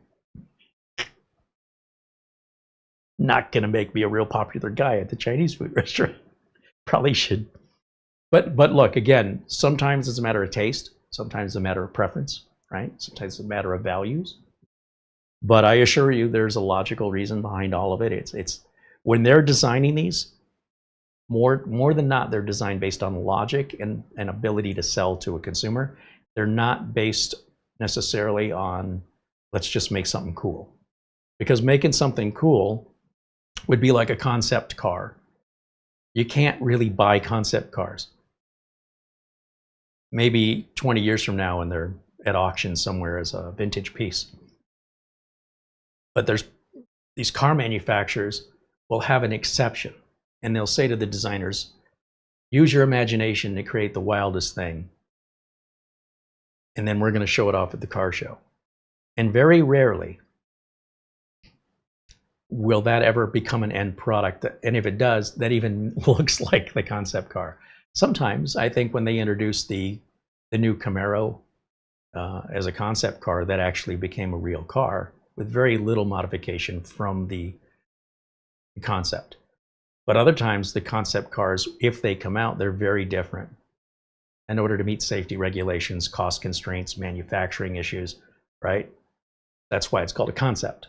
Whether or not it makes it to reality and what modifications need and must be adjusted for reality is a pretty high bar to pass. Other times, they'll have a concept car that people don't really like it, and the manufacturer does it anyway. Look at the Dodge Challenger that's all electric. Why would anybody who's like a muscle car person that wants a muscle car want an electric car? Like, those two things are opposites. So you're going to take a classic muscle car, show it off to muscle car fans and say this doesn't have a gas engine. This is just all electric motors. Google that and see how the sales are going on that. So you will see the EV sales, especially when it comes to that particular market. That market is going to resist that. They don't want it. They want a Hemi. You know, they give me the big, powerful engine. Otherwise, I'm not interested. It doesn't matter what it looks like. And car manufacturers have done this time and time again. There was a car called the Prowler. Really cool looking car, but way underpowered in the engine. It was just all show and no go. Didn't sell. So at the end of the day, the market does decide what's going to sell, not the engineers and not the managers. But it sure would be nice if the managers understood, if the decision makers understood why their customers were buying from them. And a lot of times they don't. It's just all about getting the shareholders excited that they'll dump some more money into your company, because you're just, at the end of the day, a salesman. You got those engineers to throw millions into your company. Now you're obligated to make that car. And guess what? Nobody's buying it, but it wasn't your money. So if you look at the status of Chrysler, Stellantis, whoever they are now, they are not doing well. What a shocker. Ford tried the F-150, the big popular pickup truck, making it all electric. Google that, see how that's going. People that have these pickup trucks generally don't want them electric, and there's a reason for that. It just doesn't work for that type of use case scenario and that kind of customer. That's why there's many other cars to choose from. And I use these examples with cars because it more or less fits perfectly as an analogy to mini PCs. We run the gamut of different use case scenarios, from pickups and minivans to sports cars and EVs and hybrids, SUVs. I could keep going and going and going. Four-wheel drive, all-wheel drive, what have you. 2 doors, 4 doors, hatchback, different colors. So they all have different price points and appeal to different people, so that we all have choices. So if this particular MINISFORUM PC isn't your cup of tea, what I love about MINISFORUM, above and beyond any other PC manufacturer, is they have more variety than any other single mini PC manufacturer. And most of it is unique. Like, you can't find a comparable option. And I appreciate that a lot in a world of cookie cutters and clones. Having something that stands on its own, to me, is the leader, and everybody else is basically copying them. And in many cases, they're leading so far in advance they can't even copy them. Look at the G1 Pro for MINISFORUM. There's nothing on the market like it. Probably never will be, because the model before that and the model before that the G1 Pro replaces, nothing ever competed with that in a similar form factor or look. It stands alone as a unique design exclusive to MINISFORUM. I find that very appealing, but that's just part of my personality. I don't want to be like everybody else. And I also don't want it so expensive you got to be rich to afford it. So those are my views on that anyway, for whatever it's worth. Let me go back over here and see if we're ready for a reboot yet. Oh yeah, perfect timing. Here we go. There we go. So we'll let that reboot, and then we can start running some tests on this, and then we can take it apart.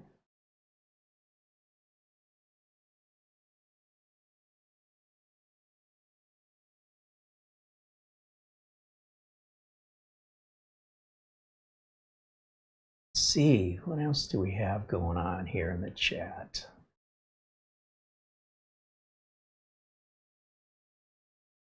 Fran says, I don't think we're ready for electronic cars and trucks. Well, there's over 1 million of them on the roads right now. So, and in China, there may be more electric vehicles than gas vehicles on the road. So I think you have a very interesting perspective that may be biased based on your own personal, where you live, for example, if you're in a rural area versus a city, and you probably never owned one. So it's very easy to come to conclusions with something you don't have any personal experience with. But the sales figures show that it is a very viable market. And it'll be interesting. I don't have a crystal ball any more than anybody else, but Tesla's doing just fine. Other companies trying to compete with Tesla, not so much. You know, what's the name of that company? That's how bad it is. I can't even think of the company. Rivian and you know, even the other manufacturers like GM and Ford, they just can't seem to do it. Hyundai, they don't hold a candle to them.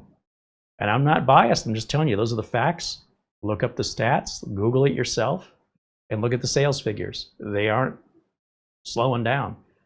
Some of the electric cars, like the Cybertruck, yeah, that's not doing well. But their Model S, their Model Y in particular, I think the Model Y is the best-selling car Tesla's had. And if it's not your cup of tea, that's fine. But clearly, it is a chosen cup of tea for a lot of people who love them. And so to each their own.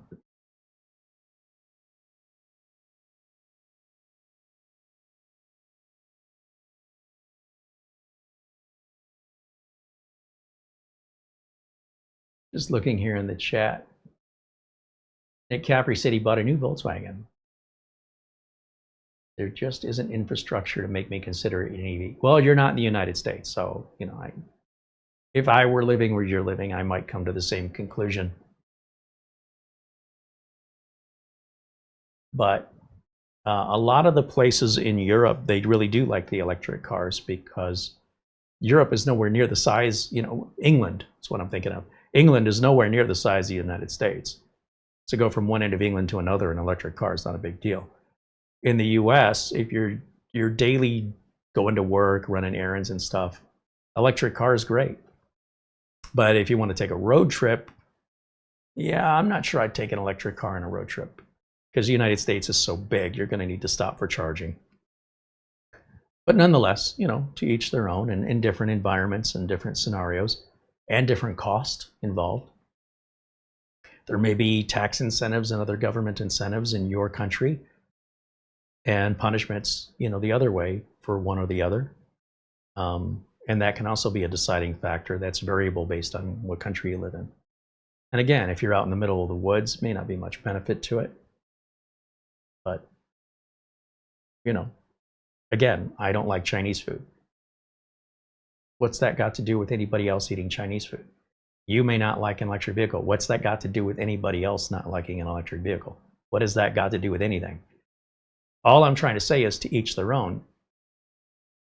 But your logic doesn't necessarily apply to anybody outside of you. And my logic doesn't really apply to anybody outside of me, which is why I'm always conditioning it with, this is how I do it. You can do it however you want. I want to make sure I make it clear my way's not the only way, and that I encourage people to be themselves and decide for themselves. It's your money, it's your scenario, it's your situation, and it's your consequences. I got nothing to do with it. And I explain my situation and my consequences, and it's often misconstrued as though it's the only way. So now I have to take extra steps to coddle a certain portion of viewers to understanding that I'm simply telling you my preferences, which is what I thought we were all on board with. So now I couch that and say, your preferences are yours. And when you're making a video and presenting it to a worldwide audience, don't be surprised when portions of that audience tell you you're wrong. And you're like, how can I be wrong about my preferences? It doesn't even make any sense. And it's because of the miscommunication that they thought you were telling them this is the only way. No, this is just my way. and you have your way, and everybody's cool, you know? What's good with you? I'm good with it. But I don't make my videos to accommodate anybody else's preferences. I just go, hey, I think this is really cool. I think this is worth your attention. And you can go, yeah, I don't think so. Or you might say, wow, that's really interesting. I didn't know that existed. Thank you for showing it. That choice is, that's entirely up to you. I like it, but you know, if I didn't like it, I wouldn't be bothered to show it to you now, would I? All right, anyway, let me get back over. We should have rebooted by now. And let's see. Yeah, if we go, let me go full screen on this. There we go. Again, it's full screen for me, not you. It's always been full screen for you. All right, let's go here. Let's go here. And one more time over at Windows Update. Let it retry on this. And I'm sure we're still on 24H2. You're talking about Chinese food, but you don't have to eat Chinese food if you use. I don't have to eat Chinese food if I use your cookbooks? That's correct. Because why? Because there's no Chinese food in my cookbook. So you're telling me if somebody in China makes your recipe, they didn't just make Chinese food? That's a great question. Isn't all food in China Chinese food? Not really, no. No? Okay. I think it's just food in China. Yeah. It's like trying to buy a Danish in Denmark. Right. Or it's like trying to buy a New York strip steak in New York. Doesn't exist. You just call that a strip steak. All right. Well, we cleared that up. So while we're checking for updates, let me grab my flash drive and start copying over the utilities so we can run some benchmarks. Two things at the same time here. So get that plugged in. And that should pop up here. There it is. Open the folder. And let's see, what do we want? I always like to install VLC. And let's see. My Uncle Carey's Windows 11 optimizer, which is available for sale. Very inexpensive. Links in the video notes. I'll take CPU-Z over here just to look at specs in case I need to. We'll do Crystal Disk Info, Crystal Disk Mark, HWI, and Cinebench. Copy that and paste it over here.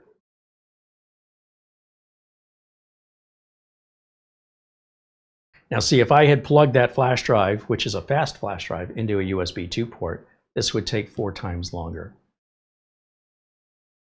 This data transfer. And so if I used that wrong port for the keyboard and mouse, it made no advantage to me on the keyboard and mouse, but definitely made a difference when I'm trying to transfer data if I did it the other way around. And if the end users don't know that, if the end user isn't educated and they plug it in, then they don't know the difference anyway. So ignorance is bliss, I suppose, at least in that scenario. And that's what we're here to do. We're here to change that. We're here to educate people to give them the reasoning and the logic behind it so they can have a better appreciation for what they purchased. Because if you don't know the difference, you don't appreciate it, and you may not think you got a good price. How else would you know? All right, so while that continues to check for updates, let me see if there's any other questions here.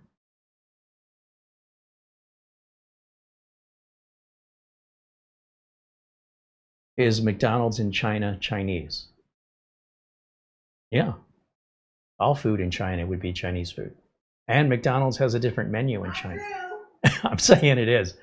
According to Carey's rules, and if you went to a McDonald's in Japan, just go online and look at the menu, see what they offer, or look at some YouTube videos from travelers who eat at McDonald's in different countries. It's not the same. Hey, if I make German cookies in America, does that now make them American cookies? Because I disagree. If you make German cookies in Germany, they're just cookies. Possibly. That's all I'm trying to say. Possibly. It's the seasonings, it's how you use them. I don't think you're supposed to put if bratwurst in I'm them. basing like a cookie recipe off of, let's say, something Germany, they're German cookies. Right. But if Not you American did that, cookies because I made them here. can you have a hot dog in Germany? Although it might be a bratwurst. Well, wait a minute. Which one is it? Is it a hot dog or is it a brat? Well, here in America, crap that we smush Is it a together, Wiener Schnitzel? we call a hot dog. Out there, it's made different. But if you make a New York style cheesecake in New York, is it necessary to say it's New York style? Yes. Because Wouldn't you expect that in New York? And it wouldn't be New York style no, unless you were outside of New York. That's a Hey, all the analogies can't be great. Some work better than others. I would not expect to walk into a New York deli and ask for a New York style cheesecake. I think the server's going to say, "So you mean cheesecake?" New York style cheesecake. Is No, that's just cheesecake. Cheesecake. Just cheesecake. And then if they have other styles, those will be listed. But your default cheesecake in New York is New York style. No, it's not. Unless it otherwise says, that's what they serve. No, it's not. And outside of New York, that's different. You can't argue with me. We'll have to do a little traveling and I don't have see a problem with we'll that. see if we can find some. I don't have a problem with that. See if we can find some Belgian waffles in Belgium. Also, we'll see if we can find some French fries in France. Right. Okay, let's see how that works for us. Right. I think we're going to get laughed at.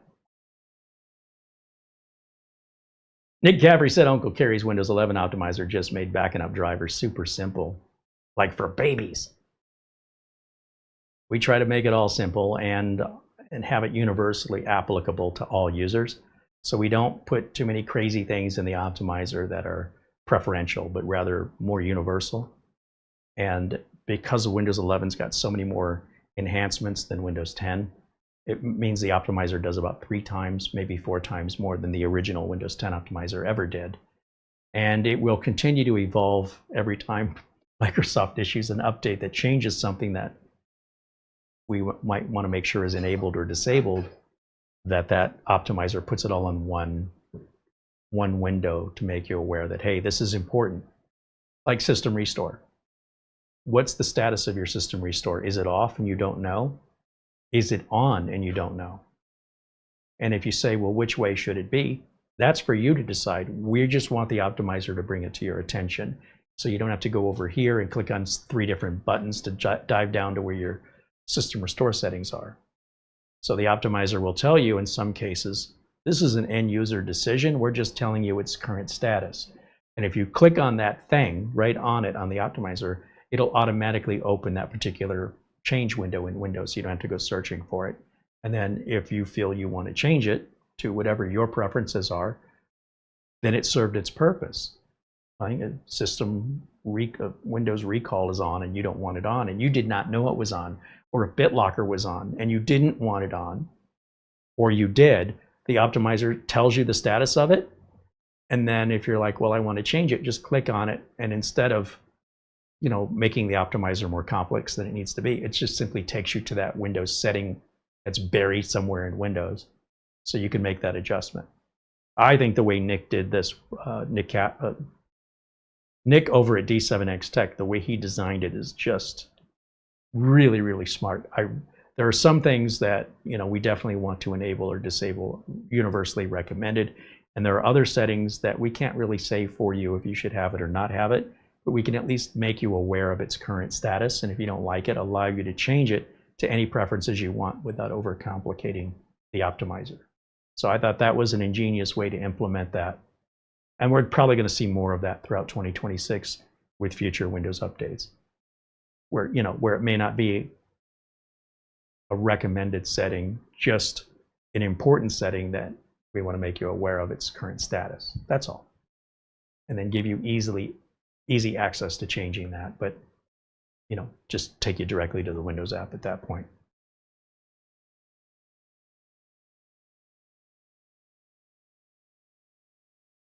Linda said, let's take it to the extreme. What about devil's food cake?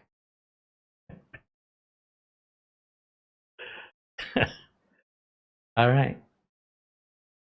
Nick Caffrey said Irish stew is called Irish stew in Ireland.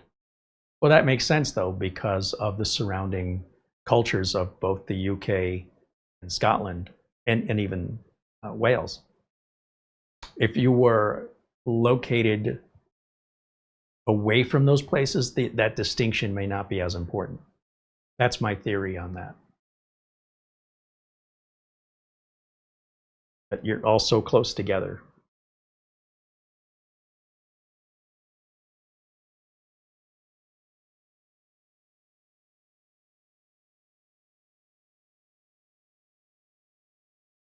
Joe Bush said, I upgraded my graphics card from an RTX 3060 to a 5070, and now my third monitor, which is also a TV, randomly flickers. Any ideas why?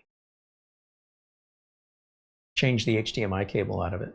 You probably have an older cable.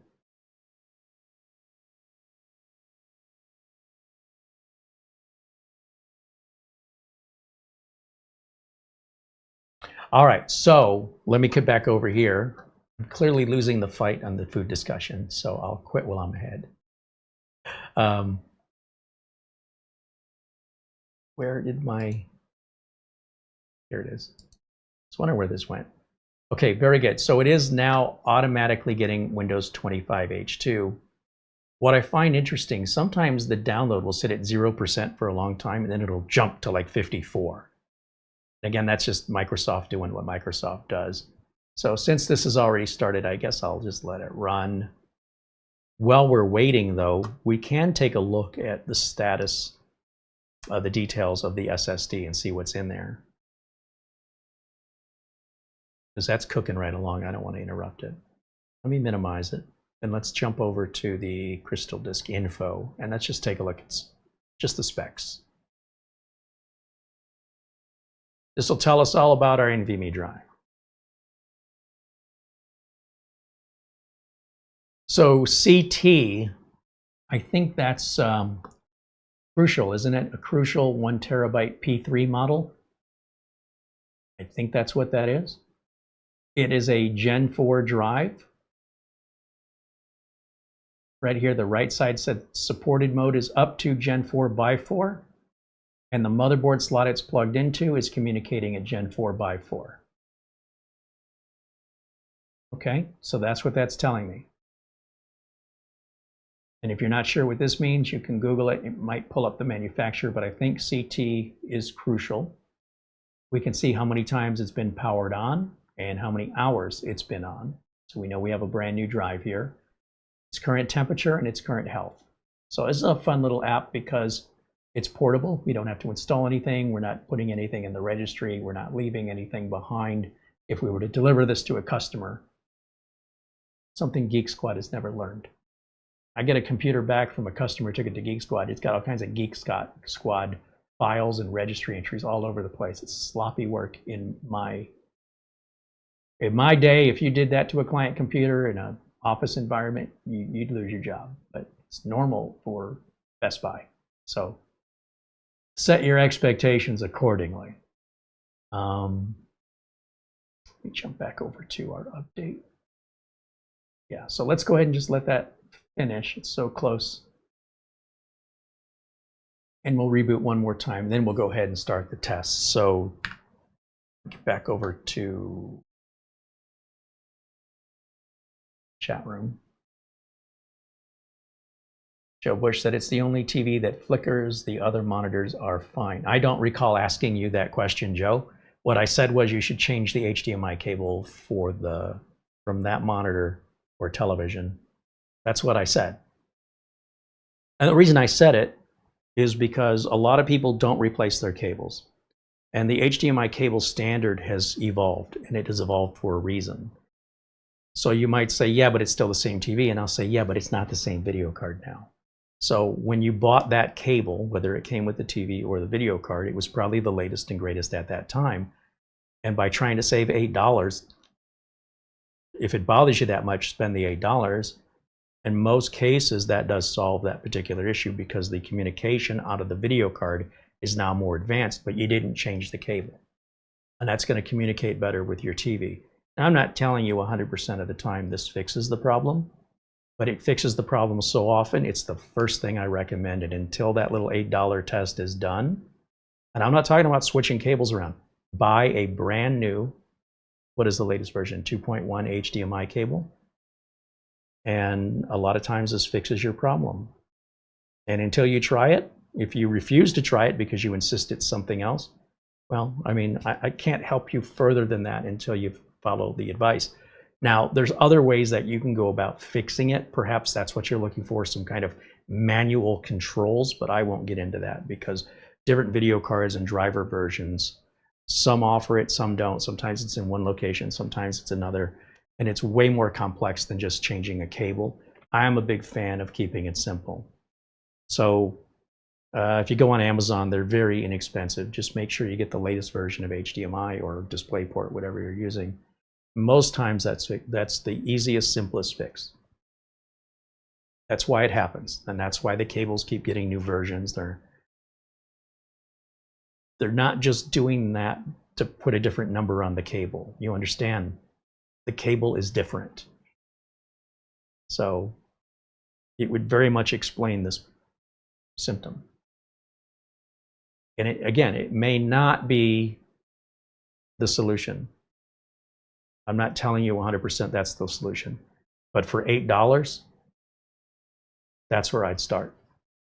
And usually, more times than not, problem's done. But if the problem still exists after you've done that, let us know. Maybe look more into the video card and the television specifications to see if they're even compatible. But that usually was what the more advanced cable does, is it makes, anytime you mix something old with something new, expect to have problems. That's why when people say, I want to carry over my old parts into my new build, I'm like, you can do it if you want to, but the first failure you're going to have, more times than not, are the old parts. I don't need to buy a new power supply. There's nothing wrong with the one I have that's 10 years old. It's like, well, you might be right, but statistically, that power supply will be the first part of your new build to fail whenever that happens. And if you want to do that, that's your choice, but set your expectations.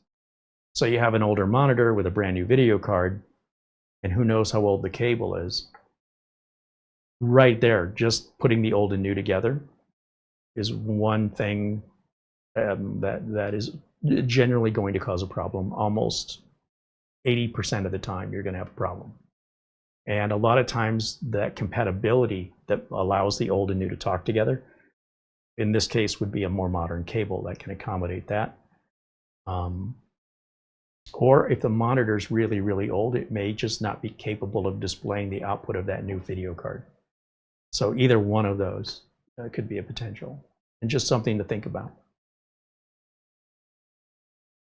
Brian Weber said CT is crucial. Yeah, I think it is crucial. CT is what they use. I don't know why, but I guess crucial technology, CT.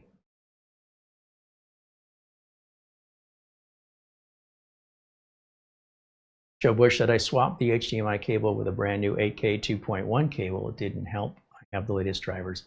So it sounds like you've got a very old monitor. You have any idea like what the make and model of the television is? If that television's more than 10 years old, man, I'll tell you what, there may not be much you can do.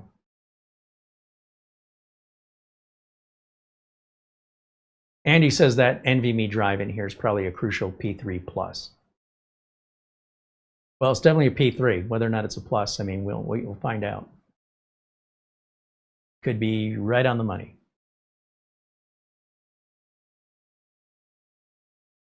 And David Graham has a suggestion there for you, Joe, that might help you out as well.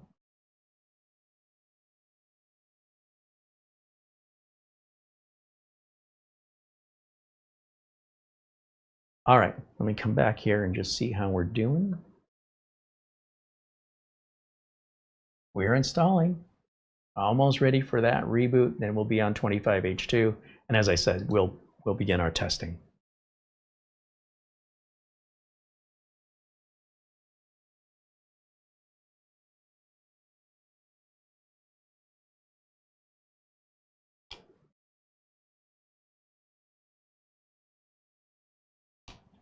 We had so Mara's got a big 49-inch curved screen monitor, I don't know how she can stand it. You know, she's got to turn her head constantly. But it was having a flickering issue. And I said, oh, let's get rid of HDMI. Let's go with DisplayPort. This bigger monitor, it needs a lot more bandwidth than that HDMI can handle. And it's a new computer and it's a new monitor, but it's an old cable. So I went online and I went to Amazon and I bought an 8K DisplayPort cable, plugged it in, it works fine. So there you go, right? Needs DisplayPort.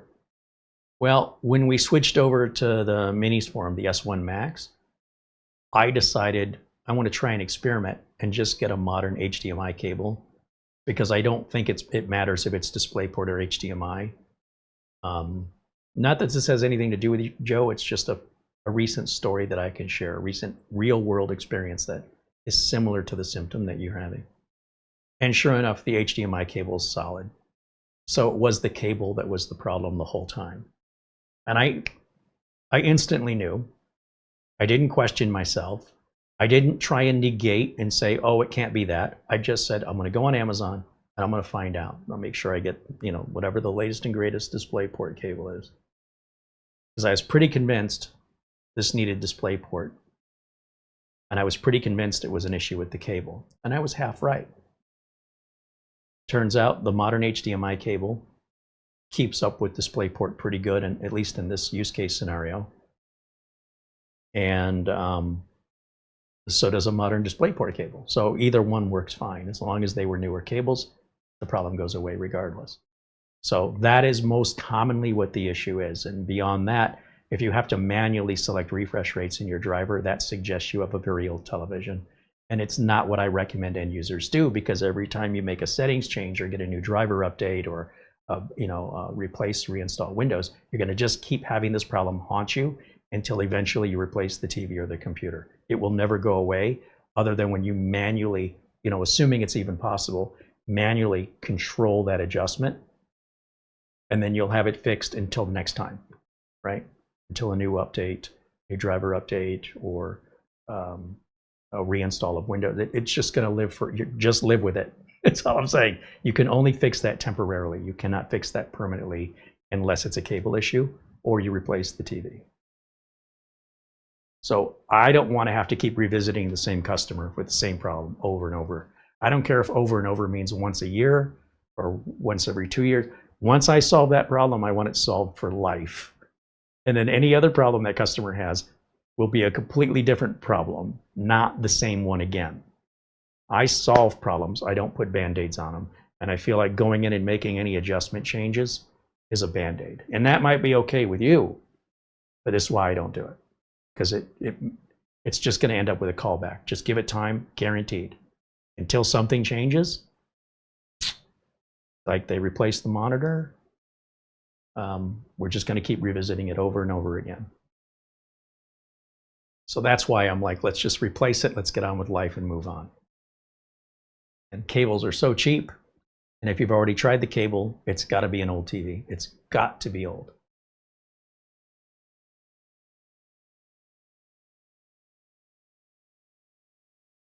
Mortant said he's got a 49-inch Samsung, and I love it.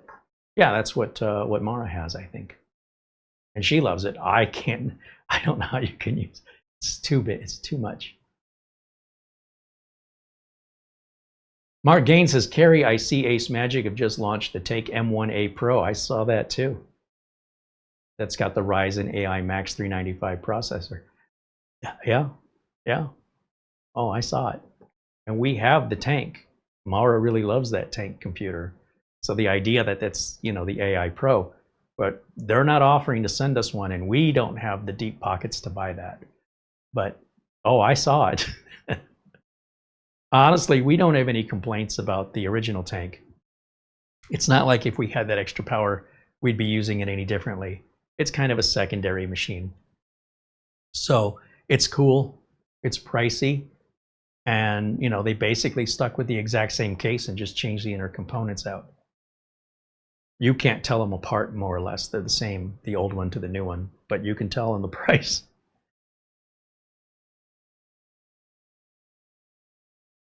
Let me jump back over here real quick. How are we doing? Almost there. We're almost there. Brian Weber said he got recently a 40-inch Dell curved display. Came with a new HDMI and DisplayPort cable. For a brief moment, I thought to myself, what would Carey do? And I used the HDMI cable, no issues. That's 6 of one, half dozen of the other. On the back of this computer, we have HDMI and we have DisplayPort. It doesn't matter which one you use, whatever your monitor supports. So if your computer supports both and your monitor supports both, you're probably good either way. I love that they include the cables, and you understand now why they do that. That's a company that doesn't want to have that support call. It happens so often. It's probably the most frequent reason that somebody will complain about a monitor is because the monitor didn't include the cable. And what do the customers do? I've got spare cables around here. I'll just use my old one. And then they go, the monitor that I just bought from your company doesn't work. And it's like, it is, you need to answer the phones for a monitor company for a while. And then come back and tell me that you're not going to suddenly decide that these shoes I'm wearing and my attitude isn't completely 100% backed by you. Not that the cable always causes it, but it's so common. It's always the first place to start. And then if the cable doesn't fix it, we're probably looking at a very old television.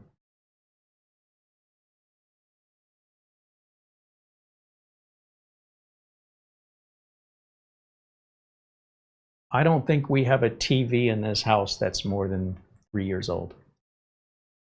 And the TVs at Studio A,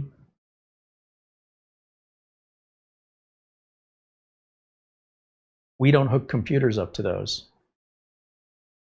And they're fine. They're probably 7 years old. Samsung curved screen, 55-inch, I think.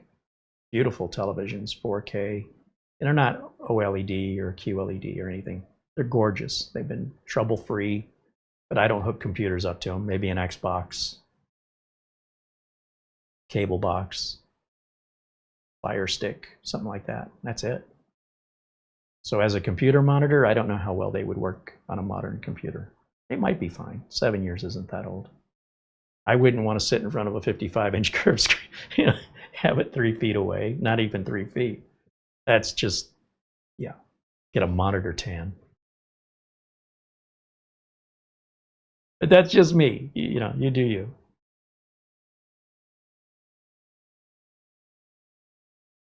I don't know, did Joe give us a make and model on that? I'd be curious how old it is.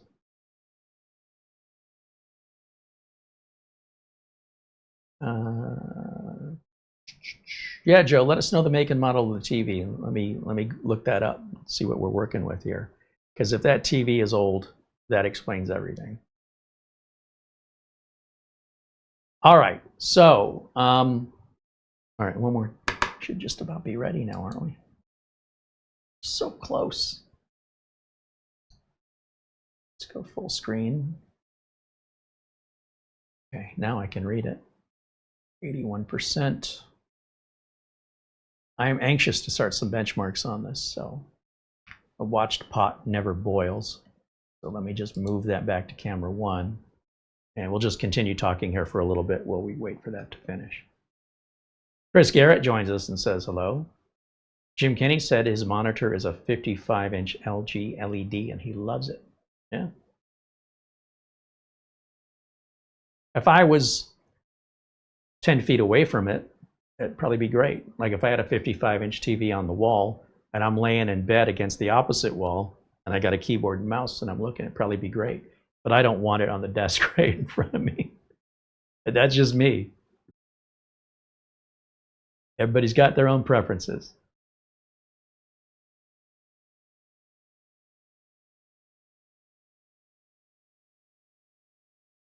Mark Baggett said, I connect my GMK Tech mini PC to my 43-inch Toshiba. I use it almost nightly for Disney Plus and Netflix. It works perfectly. Sure. Again, it depends on the TV and it depends on the video card. So basically, we're talking about a scenario where, yes, Joe would say everything was working great. And then I replaced my video card with a brand new video card. And now I'm having a problem. And so that takes me back to mixing old and new. It always introduces, almost always introduces a problem blending old and new. And the bigger the time gap between old and new, the more likely the problem. And some of these problems, the only way you can solve them is to replace the old piece of equipment. Otherwise, like I say, you could have a Band-Aid where you can manually adjust it, but then every time there's a driver update or something like that that resets it, you better remember how to get back here, because you're going to have to just keep doing it for the life of the rest of that configuration, or just change how you use it if you don't like it. But it will continue to haunt you. You won't just fix that once. Unless it's a cable issue, you will always have to keep fixing it in time. It'll never go away completely until you replace the monitor, if that's what's going on. If it's so old that there's just no way that it's going to communicate anymore, then it still works as a monitor and it still works as a TV, but just not for that new video card. There is a limit to this technology. This stuff doesn't last forever, and after a certain period of time, even an expensive Sony television, I've had them. A neighbor gave me an older one that weighed, those flat screens weighed a lot, and this TV must have weighed 60 pounds. So it was an older flat screen TV, and if I hooked it up to a computer, it didn't scale correctly. And again, there were manual ways to get around that, but every single time I'd plug a computer into it, it was always the same problem over and over again. So I stopped plugging computers into it and instead used it for other things. Eventually I replaced it with a new TV that doesn't do that. And I think I gave it to the neighbor. Hey, free TV, put it in the kids' room, So it's just inevitable. It's normal. There's nothing unusual about it.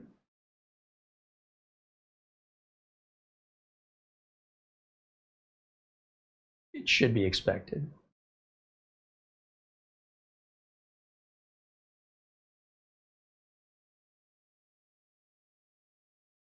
Chris Garrett mentions he got a monitor at Goodwill for 25 bucks. Works great. Yeah.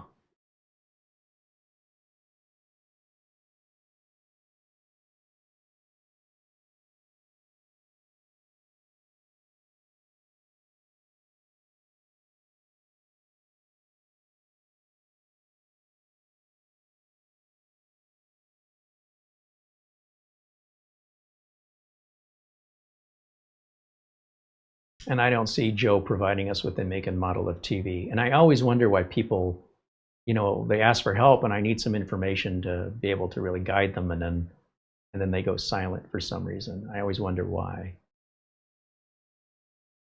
But maybe there's a delay, or maybe he's distracted. I don't know, but now I want to know. Now I'm curious. All right, let's check in again over here. How are we doing? So close. All right, let me just keep it on the screen here for a moment. 97%. And let me put camera 1 down in the corner so we'll keep an eye on it. I don't want to delay the reboot because we're already over 2 hours here, and I really want to do the benchmarks, and I would love to be able to open the bottom of this before the end of the video and show you the inside of it.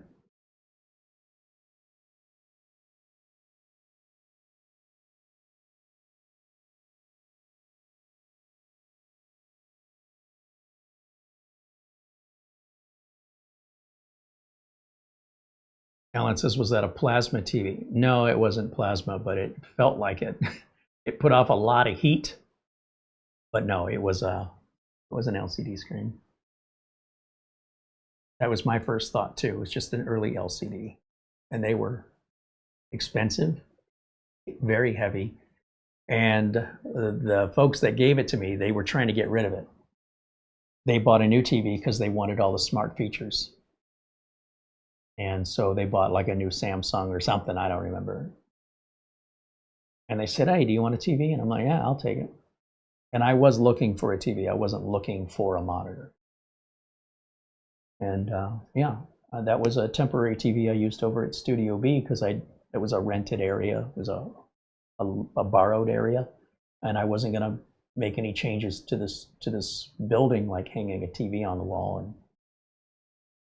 And I didn't want to put any money into it. So just having a regular old, I don't know, 42 inch, I think, TV in the bedroom, stuck it on a dresser, and I could watch TV in bed. It didn't cost me anything. I was good with that. But when it came to Studio C, where it's mine, then I wanted to put nice equipment in there and, you know, buy once, cry once, be done with it. And then I don't deal with any of those issues. Just never happened. The equipment's newer.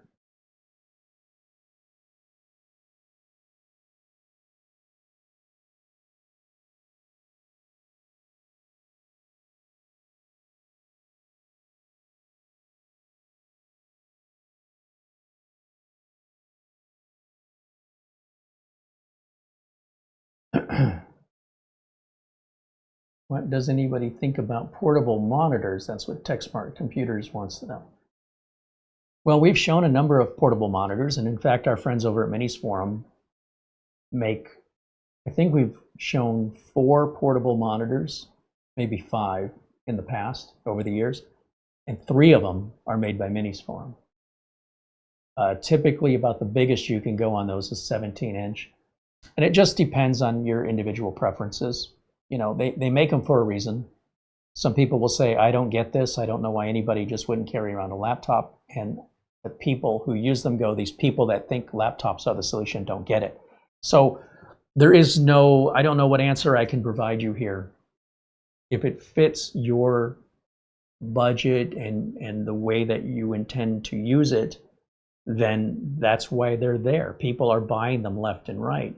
If you search for portable monitors on Amazon, one way you can tell if something is, you know, solving a problem nobody has is just look at the number of options you have.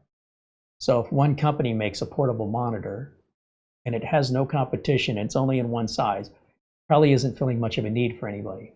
But if you search for portable monitors on Amazon and you get 14 pages of results from varying manufacturers and varying sizes, that tells you that there's enough demand for that, that whether or not you get it or you don't get it is irrelevant to the fact that it's made available and there's so many other people that make them and want a piece of that pie that's justifiable based on the sales numbers. And that's all I need to know. I mean, if I'm looking and I'm like, how popular is this? Do people want this? Maybe I don't get it. I don't get external GPU docks, quite frankly. And it's not like there's a lot to choose from, but there's several. And I can understand that there's a teeny tiny percentage of people that see a benefit in it, but most people wouldn't. But if that teeny tiny percentage is still 1 million people, that's still worth making and selling. You know what I mean? Even if it isn't going to be the most common product, it still may be worth manufacturing and selling it. But it still may not be any more appealing to me either way.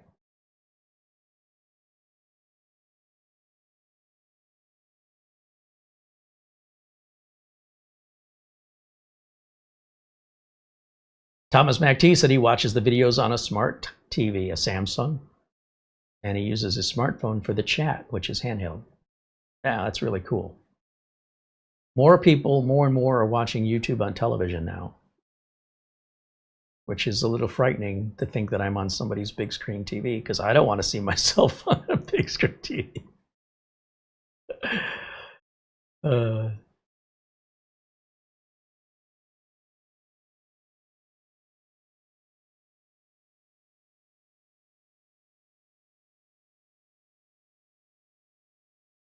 Crayons says, how long will TVs be in the future? Well, for the rest of our lives. Beyond that, I can't say. I ain't going nowhere. Peter's checking out. He's going to bed. It's late there in Scotland. Thanks for hanging out with us, Buster. We'll talk later.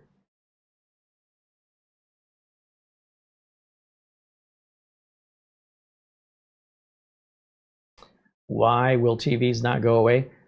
Because they are, the average American household, I think, has 3 or 4 TVs per house. Some houses have 6 or more. Everybody wants to watch their own show. And, you know, the parents want to watch, the kids want to watch what they want, or one kid wants one thing, another kid wants something else, and they're so inexpensive. You don't have to babysit the kids, right? You put the kid in front of the TV, whether they're watching, I don't know, SpongeBob, or they're playing Xbox or whatever. It's a cheap babysitter, and it's for people who have nothing else to do and they're looking for a little free entertainment. Going to the movies is very discouraging and expensive. Going to see a play and parking and all the money involved in that is very expensive. If you want to stay at home, especially if you're into sports, TVs are the way forward. The television is what connected us all together. The moon landing, when that happened in 1969, was one of the most viewed events worldwide, shortly after the invention of the television. And the two things just kind of happened pretty close together. And it's really fascinating. I mean, yeah, granted, it might be 10 or 14 years or something between, but the point I'm trying to make is that TV was still relatively uncommon in most households. Prior to that, a lot of people would buy TVs specifically for a television event like Super Bowl. People would buy TVs at Best Buy, and then they'd watch the ball game, and then they would try and return the TV afterwards. And Best Buy said, no, we're not doing that anymore. They did the same thing with camcorders. They go buy a camcorder at Best Buy, take a vacation, come back and want to return the camcorder. So for that reason, they changed the return period on those items, and especially during certain times of year, like the Super Bowl. But televisions have also gotten much bigger, and people just keep wanting to replace what they have just to get a bigger one. And I don't necessarily agree with that. Sometimes the TV is too big.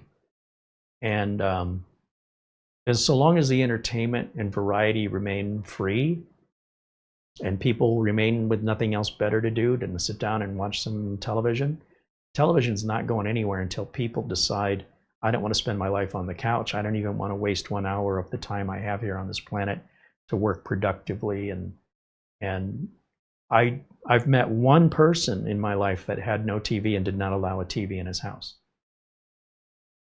And that was back around the 1990s. He wouldn't let his kids have a TV. His wife didn't have a TV. He didn't own a TV, and he just thought it was not good.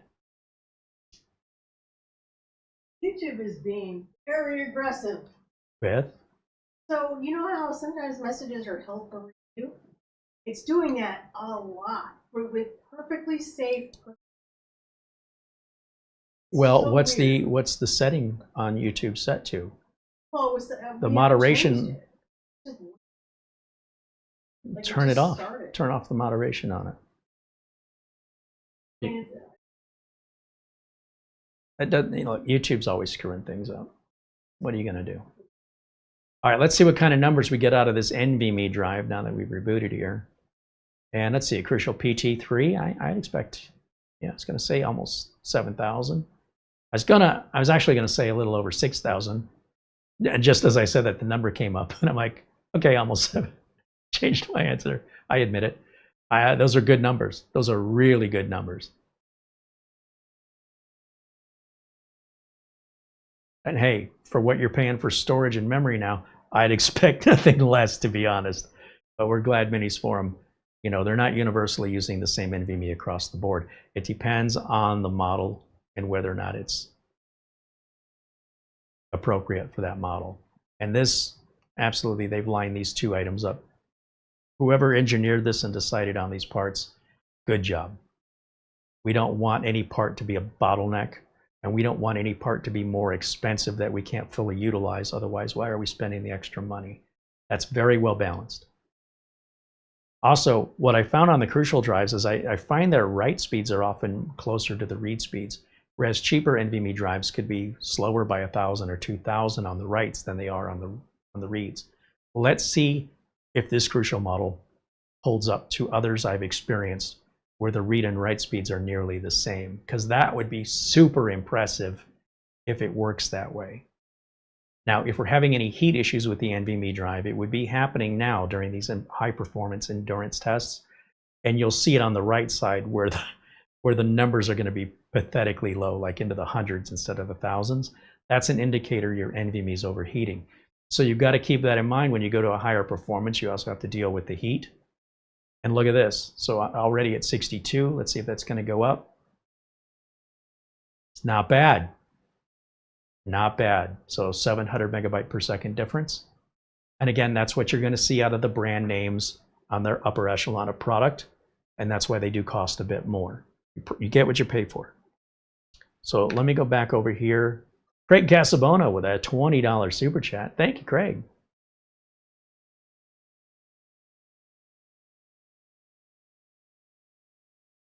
Thomas MacT said he has a plasma screen in his living room. It's also a Samsung. It still has a great picture. And it's hooked up to a 5.1 sound system, 100-watt receiver. So do you have any idea how much you spend in electricity to power that plasma TV? Just out of curiosity, have you ever like put a kilowatt meter on it?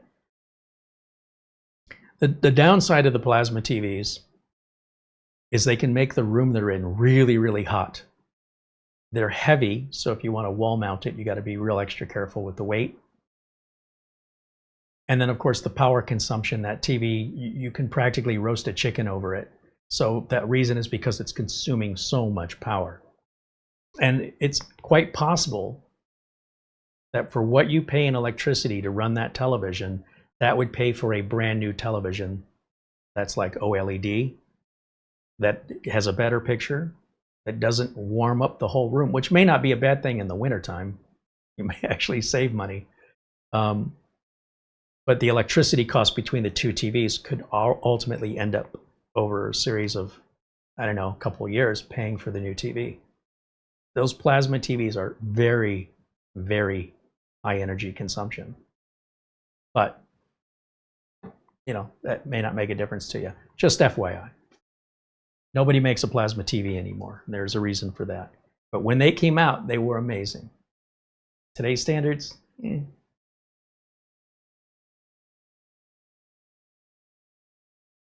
John Paul Bacon said, until monitors are equal to or cheaper than TVs, TVs will stay around. There's no way a monitor can be cheaper than a TV because of the technology involved in a computer monitor. Computer monitors can support resolutions and refresh rates that a television never will. So you're either buying a monitor that has a TV built into it, which is going to be very expensive, or you're buying a TV that has a monitor capability, which is going to be far more likely to be purchased by a consumer because of the costs involved. So if you're a gamer and you want to play your games in 4K at 144 hertz or whatever, you're probably not doing that on a TV. And if you are, it sounds like a very expensive television. So they're already out there. It's not that they don't exist. It's just that they're so priced that you're not aware they exist. They're so high priced. Not even on your map. All right, let's save these results and let's start our Cinebench test and heat test. So let me jump over here real quick and we'll do the file. Save image. And we'll call this crystal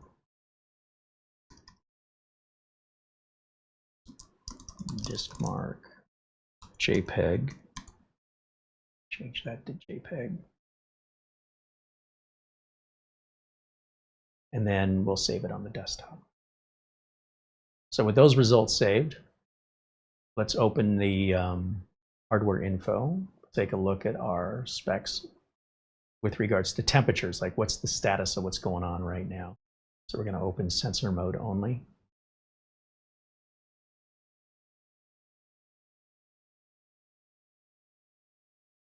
Make that longer, move it off to the right. Suppose I need to move it to the right first, then make it long. And we're going to look for the temperatures. They're down here. Look for the first arrow, and that's our core temperatures. We want to expand and see the temps of the individual cores. We're running nice and cool, only at 30 degrees Celsius. That's really, really impressive. And then, you know, this is our minimum temp and our maximum temp since we started the app and it started monitoring. So let's go ahead and bring up Cinebench and we'll launch this and see how she does.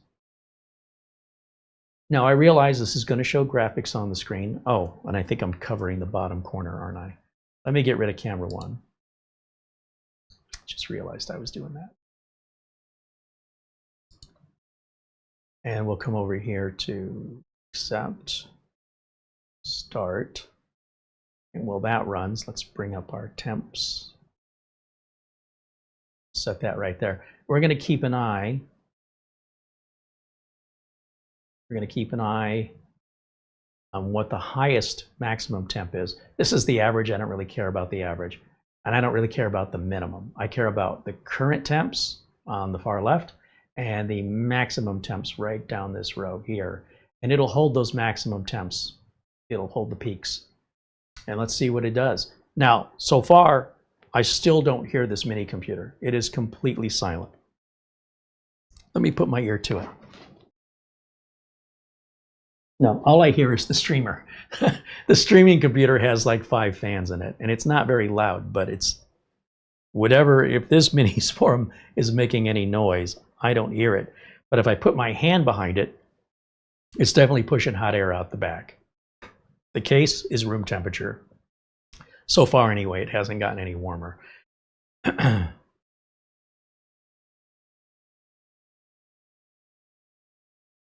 Now, this benchmark doesn't start running until after it's done this warm-up. It warms everything up for 10 minutes. That's why there's a countdown clock over here.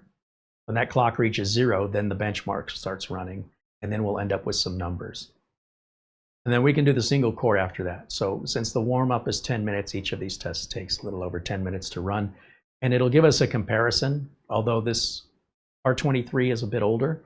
I keep it because all of our previous benchmarks were run on it. And if we change the benchmark, then we have to throw away all the old ones because we no longer can compare it anymore. So I just stick to the same thing and have some consistency. And while that's running, I think what I can do safely is put myself back on screen and just move me to the opposite side.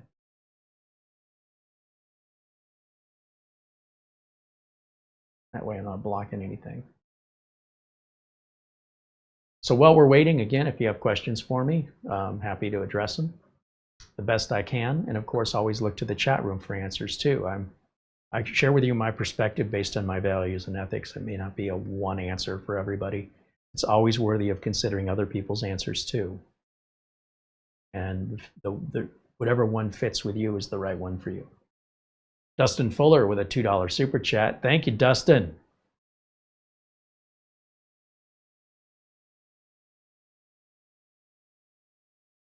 Andy says those numbers are better than a P3 Plus. Okay.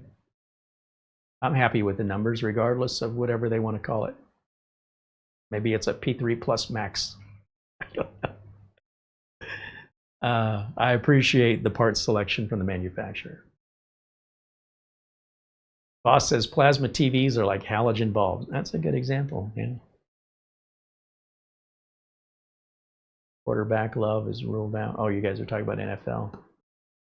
Who's love? The Packers?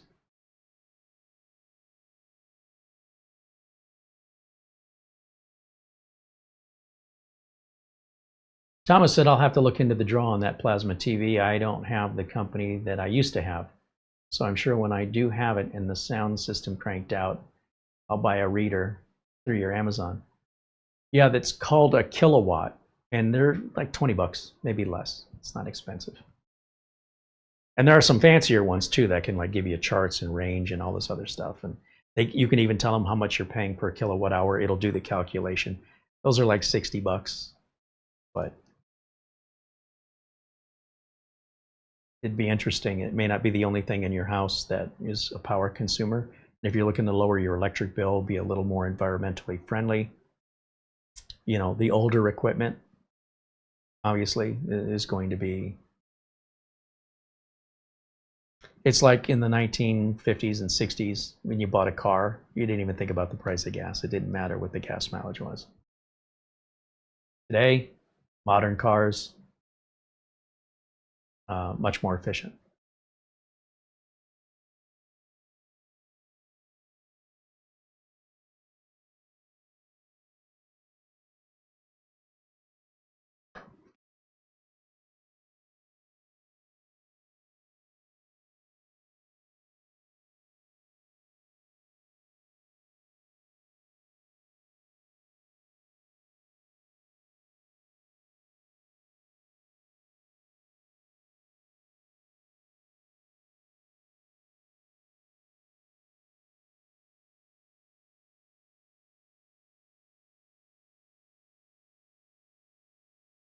Now, when I get into these AI capable computers that I review, I don't really demonstrate the AI because I can't think of any reason of how it would be used yet by average consumers. A lot of average consumers are using the AI over the internet, letting the big servers handle the results and then just send you the results. They handle the computation rather, and then they send you the results, and it's pretty much the same. Unless you're doing, some business use case, or you're a hobbyist, like a home lab enthusiast, and you're creating these large language models for local. Again, I kind of hesitate there because I'm not even sure why. But the big companies, the big Sam Altman, ChatGPT, your Geminis and your Copilots, they're not using little processors like this. They're using these massive liquid-cooled things that have giant warehouses filled with generators, and I mean, they're massive power consumption. And then they do the work and then send you the results. So I don't know why somebody would need it locally, like a practical application for that yet at this stage in 2025 and even going into 2026. But if it starts becoming something developers start adding to their programming, and the program is something you use, maybe you use Photoshop or Premiere or something, and AI adds those features to happen fast if it's local on your own machine. And if your machine doesn't support that, then you don't get those features, or you get it online where it's slower. Then I could start seeing a reason why certain folks might be interested in the AI. Right now it's being marketed, the hype out of it, but I'm having a hard time explaining why you'd want it. It's already available through the internet. You're already using it and you don't even know.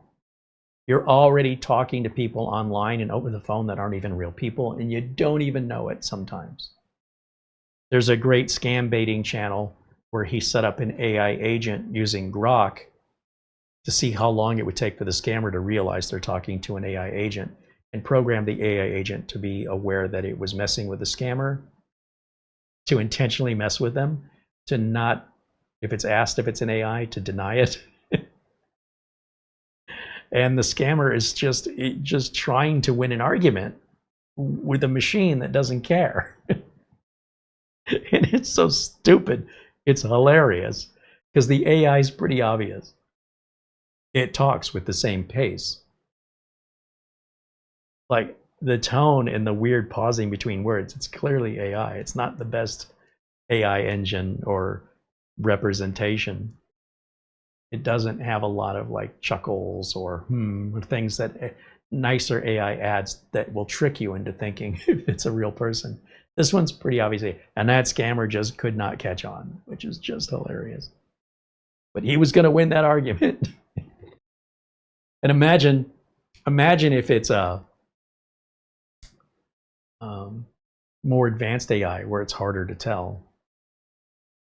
And imagine when the scammers themselves get replaced with AI, so their AI is going to call your AI. It's like when your automated telephone system leaves a message on my voicemail. It's just two machines talking to each other. What a future.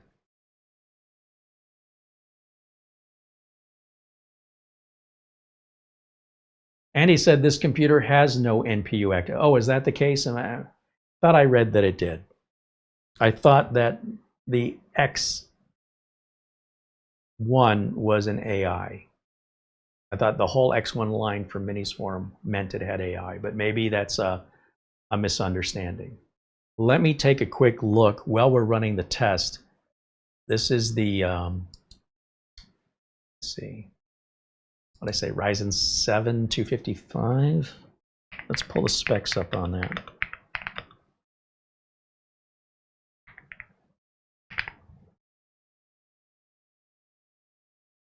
They're sold as a budget APU, okay? It's a budget-focused Zen 4 CPU, often a variant of the Ryzen 7 260 or 8745HS, primarily for the Chinese market. It's notable for lacking a functional NPU, despite being used in some AI-branded mini PCs. Oh, okay. Making it a strong CPU-GPU chip, but not for dedicated AI acceleration. Well, good, then I don't feel bad about not testing it. I use it so much, you could tell I was missing it when it wasn't there. I had no idea. Prime example. It offers great CPU and GPU power with its 8 cores, 16 threads, and a Radeon 780M integrated GPU, but without the NPU, it's more about raw performance than AI features. Ah, this would have helped if I'd have known that 2 hours ago, huh? But we got there. It's essentially a rebadged chip, like similar to the 8745H or HS, where the XDNA NPU core is either disabled or absent, according to Notebook Check and forum users. It's an entry-level offering in AMD's Hawk Point refresh designed for cost-effectiveness in systems like the MINISFORUM X1 Lite-255 mini PC. That's what we're looking at today. It delivers strong performance for productivity and light gaming, leveraging Zen 4 cores and Radeon 780M integrated graphics. Some devices are using it marketed with AI, but this refers to the general capabilities of the CPU and GPU, not a dedicated NPU accelerator. Okay, well that makes sense because the GPU in and of itself has NPU capabilities. It has AI capabilities, so they're not exactly lying, they being, other manufacturers. I don't know that MINISFORUM ever said that this had NPU. I said it. I assumed it. This is why you shouldn't assume things, folks. But let me just take another look at MINISFORUM's website just to make sure that they're not saying anything about AI on this. The thing is all the X1 MINISFORUM line have been AMD AI processors. And this is my first time looking at this AMD processor, which I wrongfully assumed was just a cheaper, lower-end version of the more expensive AI processors. And now, thanks to Andy informing me, I've realized, come to the realization that that was never promised by MINISFORUM. I made all that up in my head.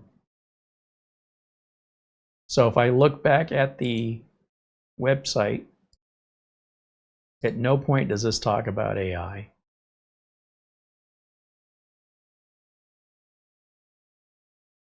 Yeah. And I've already explained I don't really know what the purpose of the NPU is at this point and who's using AI locally. So if we look at the X1 AI Pro, that absolutely has, it'll let me click on it, that will be AI. It even has AI in the name. And the AI X1 has AI in the name, but the X1 Lite does not have AI in the name. See how I screwed up?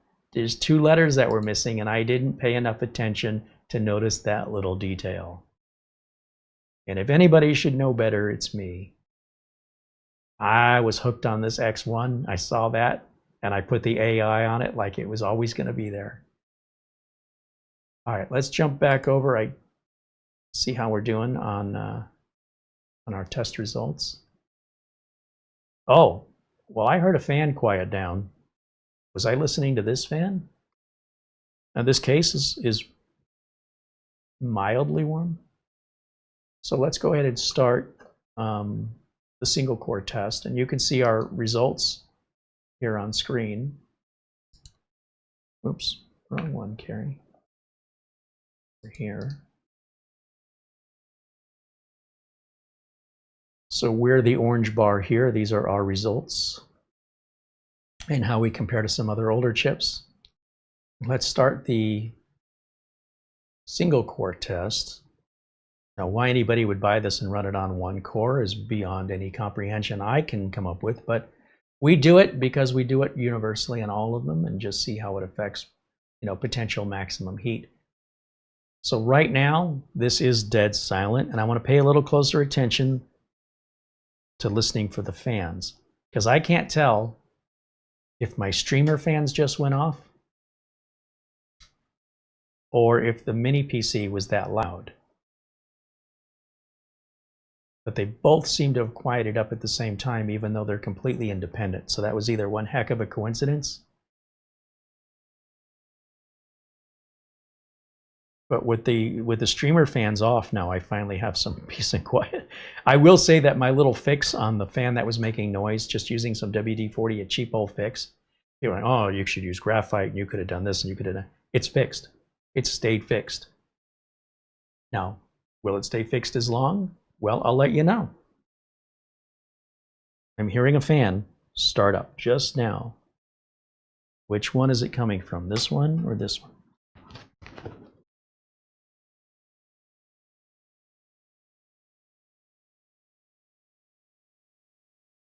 They're both about the same.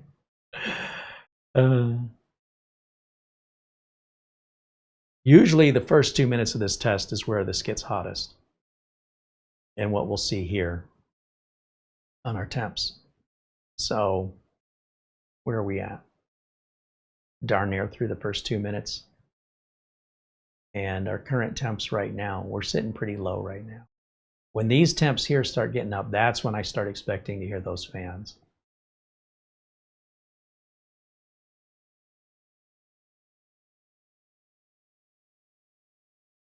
But what happened just then was I noticed there was a quietness in the room. And I said, oh, it sounds like Cinebench is done. And then it occurred to me, wait a minute, I never heard of the fans to begin with. I think that was the streamer the whole time. But again, the streamer's not under a heavy load. I don't know why the fans were getting that loud. So I'm going to try and focus a little bit more attention on this test, because this thing has been practically silent the whole time so far as I can tell. And I think I was hearing this one. So while that runs, let me come back over to camera. Well, sorry, let me come back over to the chat room. Andy says, I'm pretty familiar with this chip series. Yeah, this is my first. I know nothing about it until today, obviously. So I appreciate the info, Andy. I'm glad someone here knows. There's too many chips on the market, and too many NVMEs, and too many generations, and too many models, and too many models of RAM, and too many types of RAM. DDR4, DDR5, low power. It gets really difficult for me to keep up with it all. Now, when something starts gaining traction and becomes really popular, that's another story. And who knows, maybe this chip will start to become in the normal lexicon of conversation. But at this point now, I never even heard of it. I don't know when it came out. All I know is this is a brand new computer with a brand new chip I've never heard of, just released by MINISFORUM.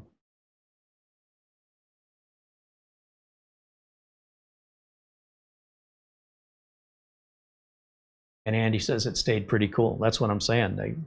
Now look, we could probably go in the BIOS and we can crank the wattage up if we want to get more performance out of it. And it will cook it a little bit more, and likely the fans will be a lot more aggressive and maybe more noticeable. They've balanced it at the factory for not being, so low on performance that you don't hear the fans at all, and not being so high on performance that we're degrading the silicon and creating a lot of noise. If you want to go in there and override it, I'm sure you can. I don't know why anybody would, but I don't have to. Don't need my permission. I leave it exactly the way the engineers did all the math and worked it all out. So that way I don't have to. That's the point of it. All right.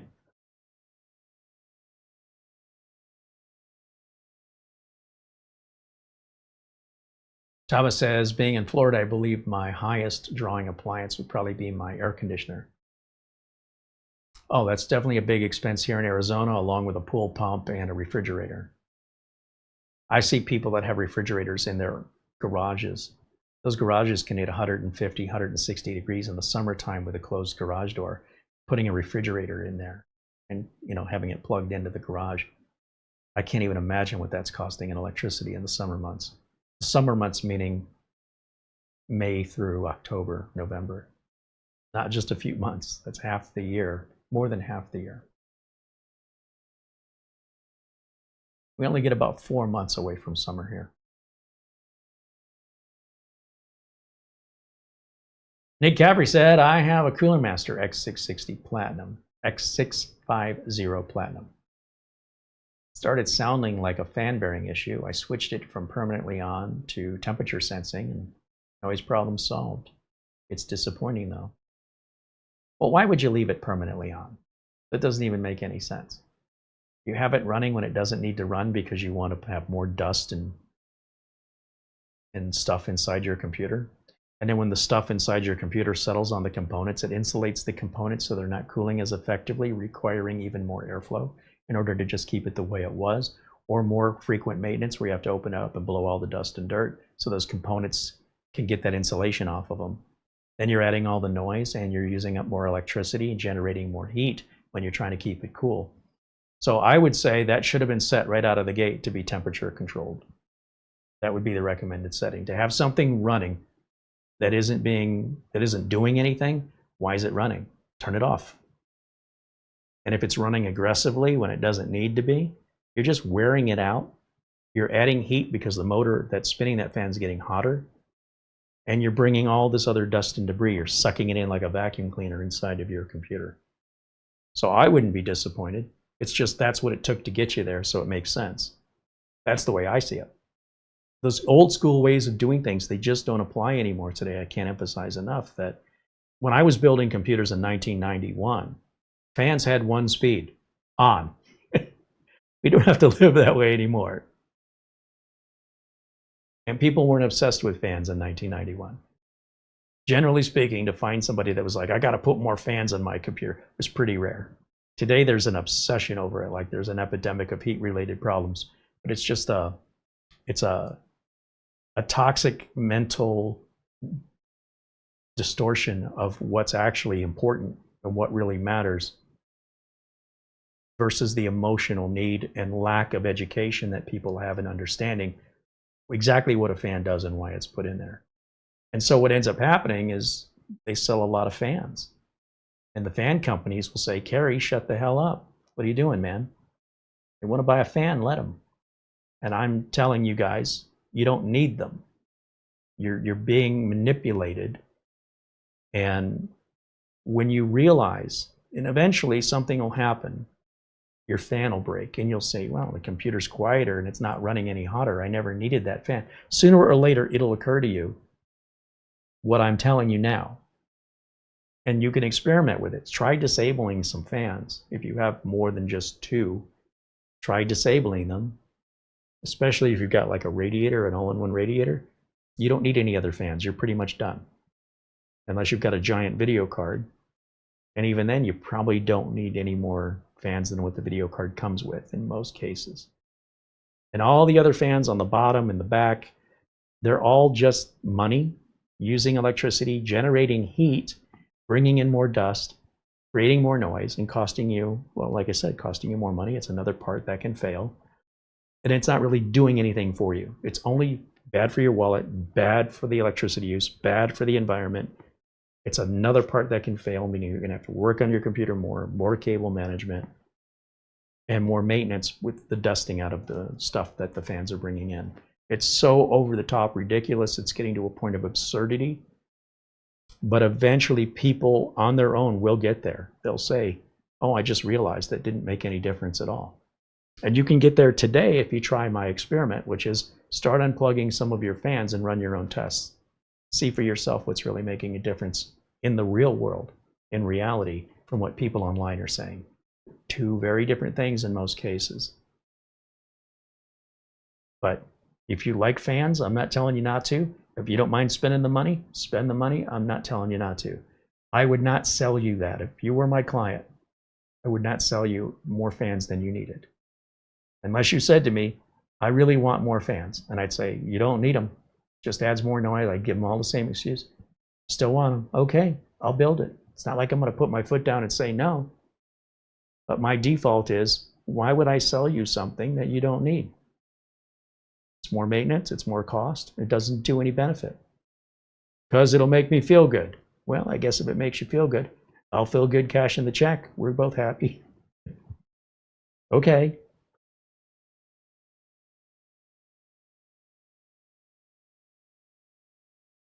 Brian Weber said, those influencers are influencing. Yeah, it'd just be nice if they were more teaching. But yes. Influencers influence, and it doesn't necessarily mean what they're telling you is true, or that they even know what they're talking about. Many times they're given a script and told to read it, and then they'll write a check. The company will write a check, read our script. And if that's the case, that's fine. They're not doing anything wrong. But it's the viewer's responsibility to know if what you're watching is real. Am I watching a documentary, or am I watching a commercial? Or am I watching a dramatization? Is this real? Sometimes a movie will say based on a true story. It doesn't mean it is a true story. It's just the idea for the script was sourced based on the story. And they'll often have some fine print that says, you know, some parts of this story were just made up for dramatic effect. Otherwise, the movie wouldn't be as interesting and you wouldn't want to watch it. We took some liberties with the truth to make it more palatable, more marketable. So you leave that movie and you start telling your friends, did you know, and it's like, no, that never happened. Did you know Benjamin Franklin invented a teleporter? No, he didn't. I saw in a movie. That wasn't a documentary. All right.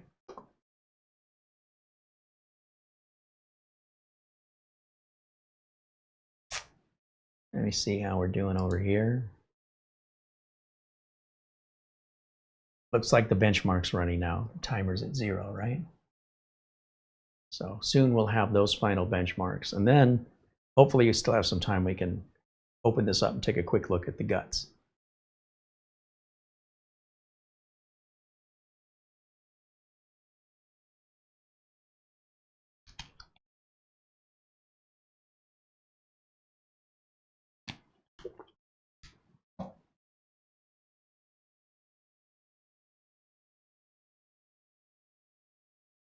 Peter, joining us from the Netherlands with a €1 super chat. Right on. Thanks, Peter.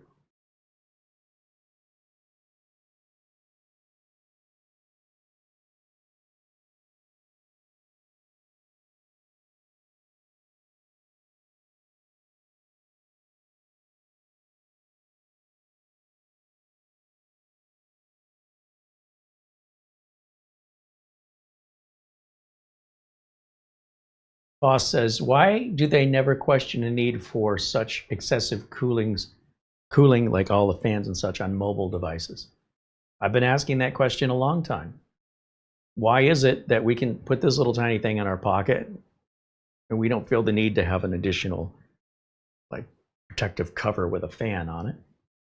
That'd be kind of weird. But don't mistake what the public does. Look at the Funko figurines, the little plastic things. And when I first came out, I'm like, that's the stupidest thing I've ever seen. Then I saw the price and I was like, are you kidding me? And Funko did really, really well until recently. And now they may not be around much longer. Now it's all about Labubu. Before that, there were Troll Dolls. And before that, it was Cabbage Patch Kids. And before that, it was, one thing after another with the public fascinated with fads, fidget spinners. And as I get older and I start seeing the same thing over and over and over again, I don't want to be a part of it. I feel like it's such basic thinking. So if somebody's got a Labubu channel, it's probably really popular right now. And if that channel still exists in 4 years, I'll be surprised. I hope that the stuff I'm making is educational, that benefits society and improves the quality of lives of computer owners and empowers people to have a better understanding of what they should be buying and shouldn't be buying and how to properly use it and how to tell. Something that'll stay with them for life versus, look at this cool little gadget. Like I think those KVMs, these cool little gadgets, are damn cool.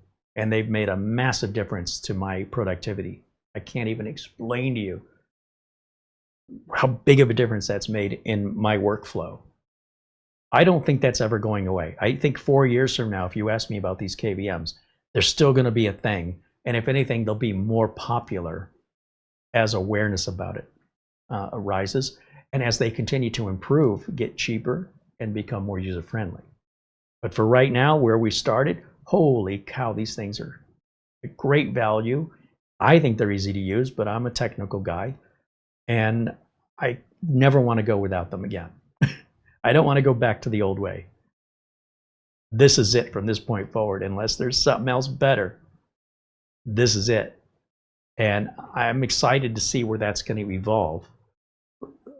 The Funko figures aren't going to evolve. The Labubus aren't going to evolve. They're there. That's what they are. They'll never be more than that. Everybody will be fascinated with them, the general public, for a period of time. and then kind of fades out. My brother used to have a big collection of baseball cards.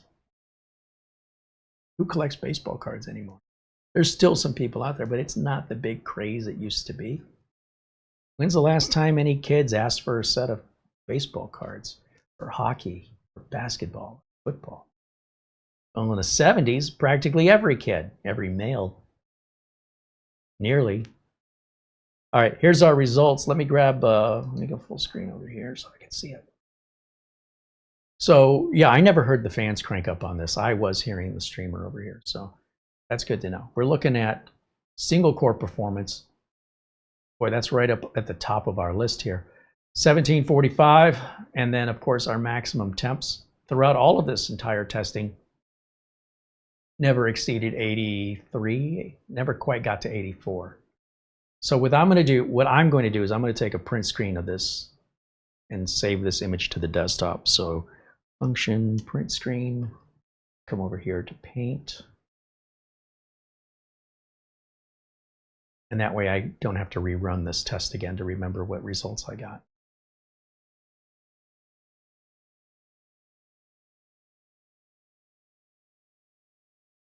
Edit, paste, file, save as, JPEG.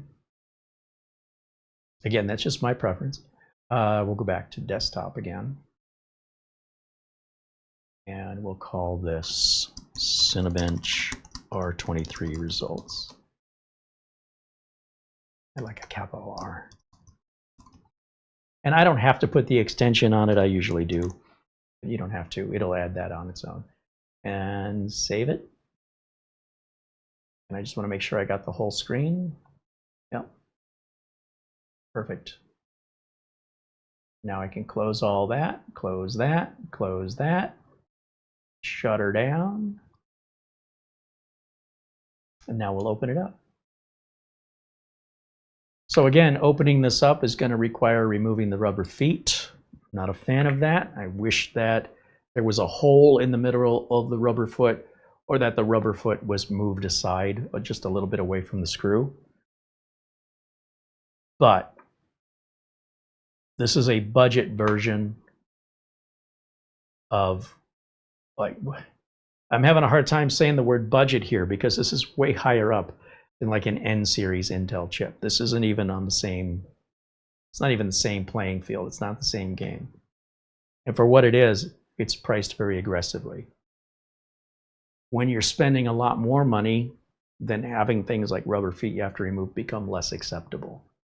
I guess that's what I'm trying to say, is at this price point, I guess it's okay, but it's still, like, how hard is it to just give us some holes in the feet? Or just move the feet over? I don't understand what the problem is.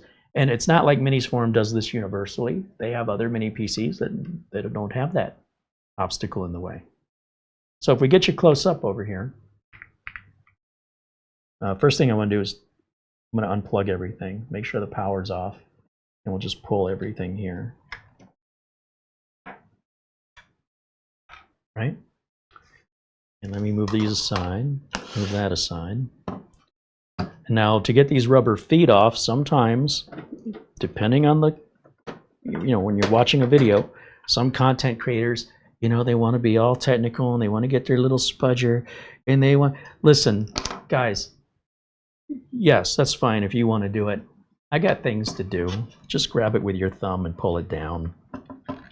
And usually, especially when it's new. Now, as it gets older and that adhesive can really get stuck, the older it is and it's more likely to tear, you generally don't need any special tool. You'll see some, I don't know. I don't want to insult them. I just don't. I'm not a part of that crowd. Don't throw me into that group, please. I don't want to be like that. I want to try and keep things simple. And I want to show you that you don't necessarily need special tools, and you don't necessarily need any special knowledge to do what I do. And the more people make it complicated unnecessarily, and they may not do this on purpose, but what they're doing is they're making it like, by not being clear about it, they're making it seem like you'd have to do it that way. Like that's the proper way to do it. And I would argue There's a lot of different proper ways to do it. And you can see this is working just fine for me. And the adhesive, because it's new, it's staying stuck to the foot. We're not getting any stuck adhesive under here. And you can see the screws in each corner, right? And if you don't have the finger strength, you know, to pull the rubber foot up, you can use something to slide under there. I'm not saying there's anything wrong with it. I'm saying it's optional. That's all. As I've clearly just demonstrated, it didn't damage anything, didn't hurt anything, and this was completely unnecessary for me. Maybe not for you, but for me it is.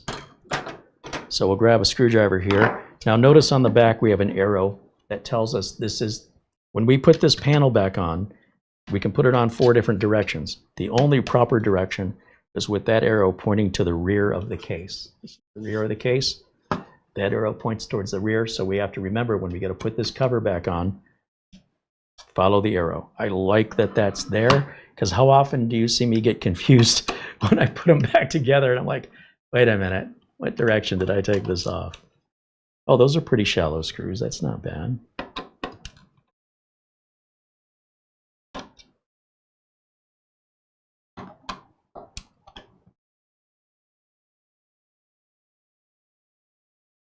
And there's a yellow warning label. It says disconnect the wiring, disconnect internal cables first when lifting the lid. What do you mean internal cables? Wouldn't the internal cables be under the lid? How can I remove the internal cables under the lid without removing the lid? Maybe Wi-Fi antennas are attached to the lid. Maybe they're saying before you lift the lid too far, don't just pull the lid off and rip your antenna wires off. Maybe that's what they're saying. They couldn't fit all those words on a yellow sticker. So here's the problem now, is there's no pull tab to pull this bottom piece up. So you can put a small screwdriver or guitar pick, something like that, maybe a fingernail, but I'd be afraid of breaking a fingernail because that hurts. And my nails aren't that long, so. You know, a little screwdriver like this, small flat blade, probably fit in there. That spudger I just had would be a more appropriate tool, although, like I said, there's lots of different ways we can do this. And start to lift it. And as I'm lifting it, I just need to kind of get something in there to hold it for me, because we're running into some clips. There we go. And just see how, I don't know which way the clips are going. So what I do is I carefully put the spudger in and wiggle it. Thought I heard the cat. All right, we'll come over here, and then we'll come over here. Find the gap. I'm not putting a lot of pressure on this.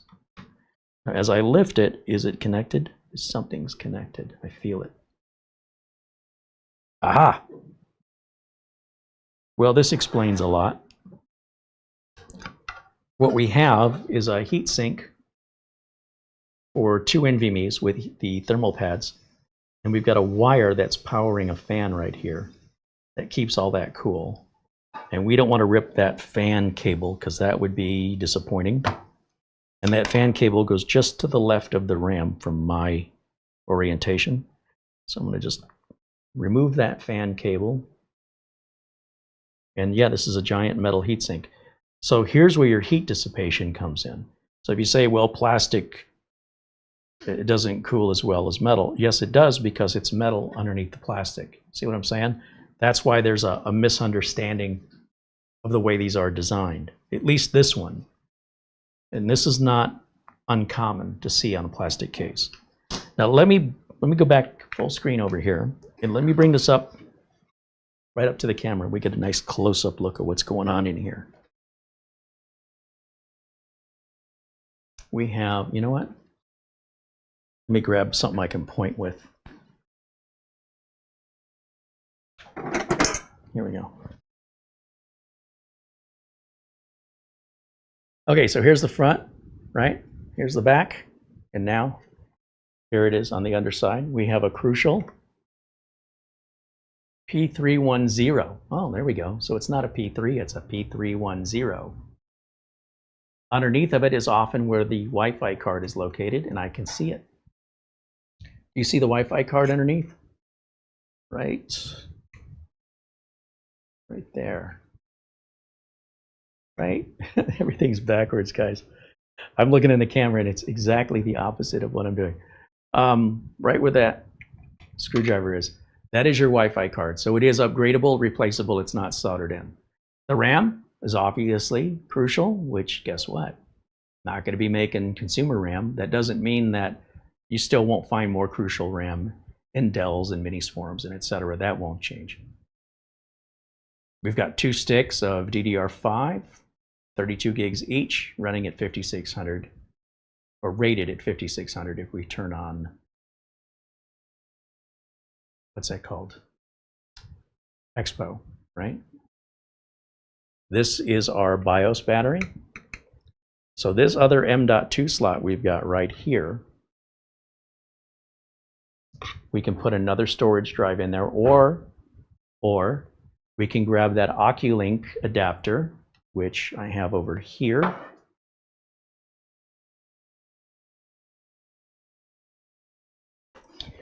And what you would do is you would pop out this little dust cover right here. That exposes the OCuLink port. And you'll notice there is, let me set this down for a minute. There's no pre-installed screw here, so that must be what the little bag of screws includes, a screw here for the M.2. So we can put a storage drive here, or that lines up perfectly with that empty hole I just removed the dust cover from. So we can take this and place it right here into the second NVMe slot. It's a little difficult to do it this way, trying to show you guys. Obviously, the proper way would be to have it on the bench. And that's going to come down, and you'll see it kind of gets in the way of the lid. Thankfully, it's plastic, so we can bend that back easily. And then it's going to sit down into the hole and be accessible right there. And then the included screw, we just put that one screw right there.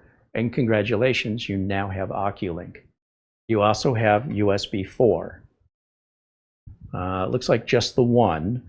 And at the front of the computer, headphone jack, a reset button. It looks like maybe that's is that a microphone here? I don't know what this hole is for. Honestly, I don't know. I don't see anything behind it.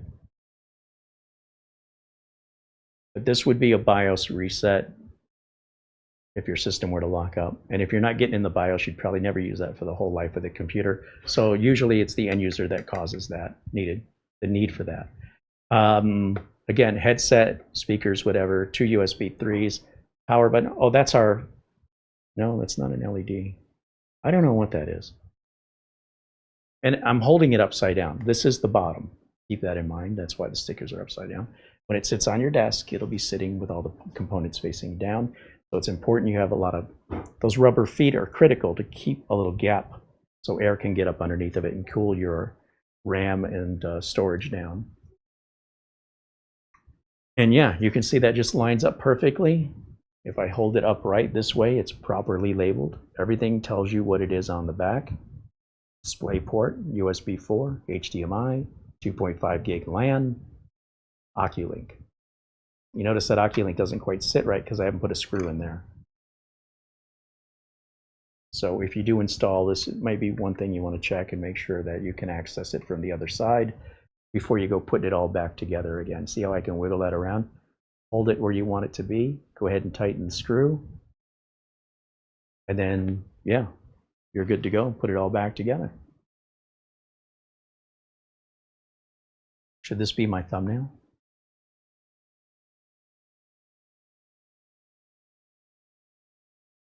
Am I that amazed? I do one of those Mr. Beast thumbnails.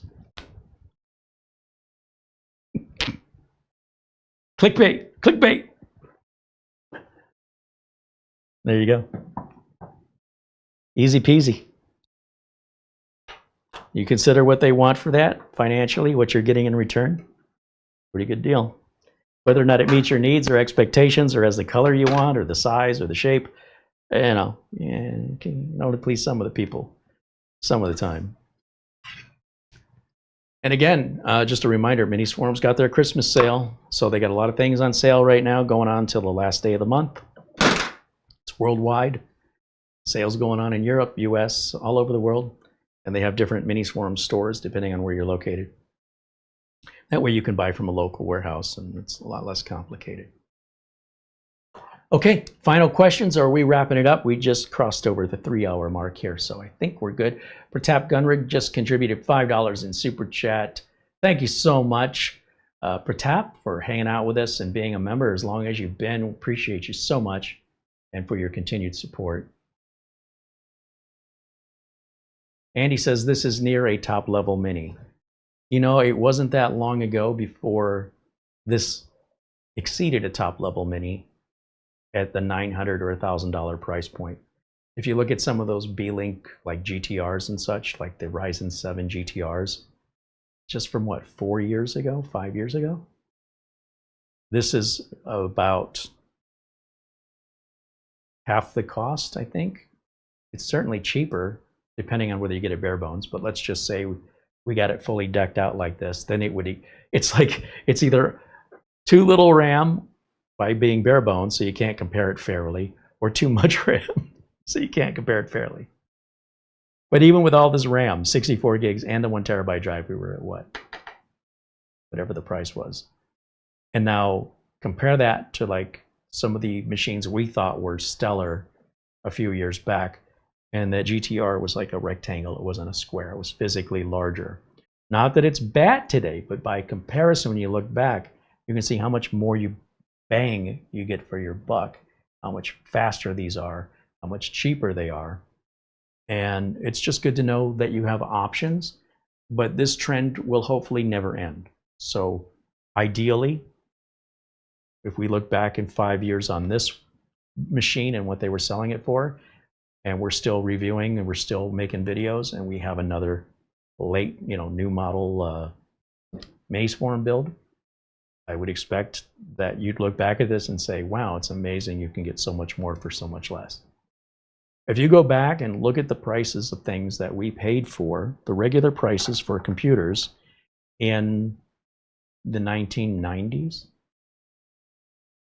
it's frightening.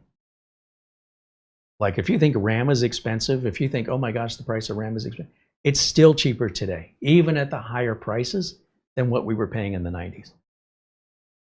We just got used to it, you know what I mean? It's like, wow, this seems expensive. No, it's still a really good deal.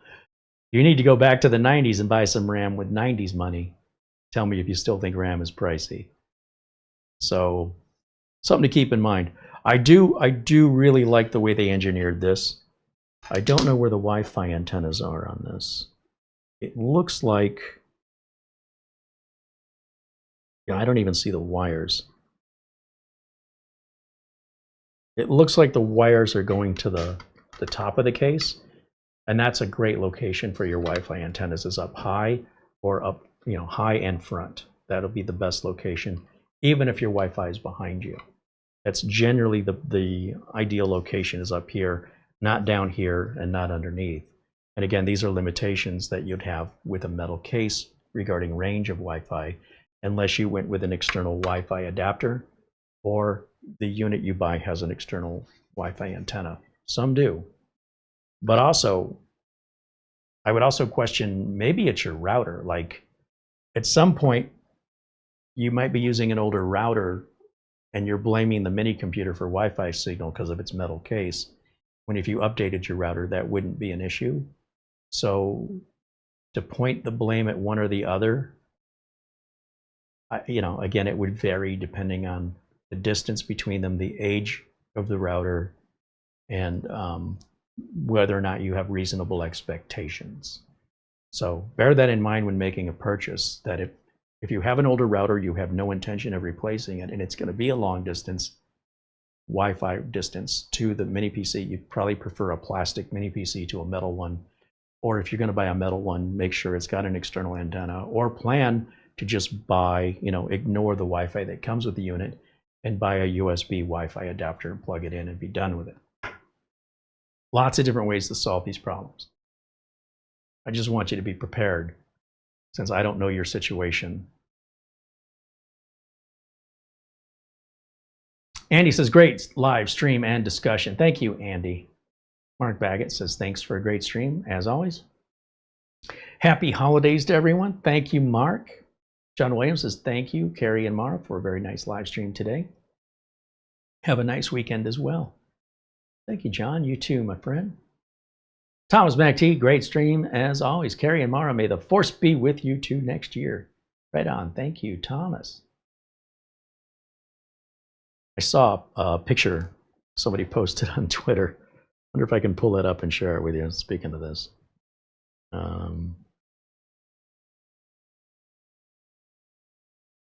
The problem is Twitter gets so many posts every day. I don't know that I'm going to be able to find it now. Did I reshare it? Maybe I'll look at. If you're not following me on x.com Twitter, you're missing out on a lot of things I post that I only post there, such as SciPede just released a new firmware update. So if you're interested in that, I keep up to date with that usually over there. I've got a this is a fun one. This is the kids of the future will never know the struggle. So I'll like repost stuff like that. It's very relatable to me. And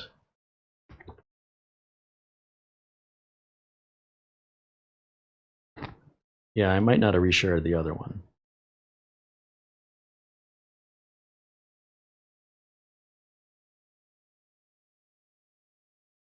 I'd have to find it. But basically someone created an AI generated family photo of Darth Vader with Queen Amidala with a little, 6-year-old Mark Hamill and Leia. And they just look like regular people, except Darth Vader has the helmet on. It's hilarious. All right. I want to remind you guys, if you're looking for a Microsoft Windows or Office license key, you can buy real, genuine license keys online from our friends over at VIP-URCDKEYs.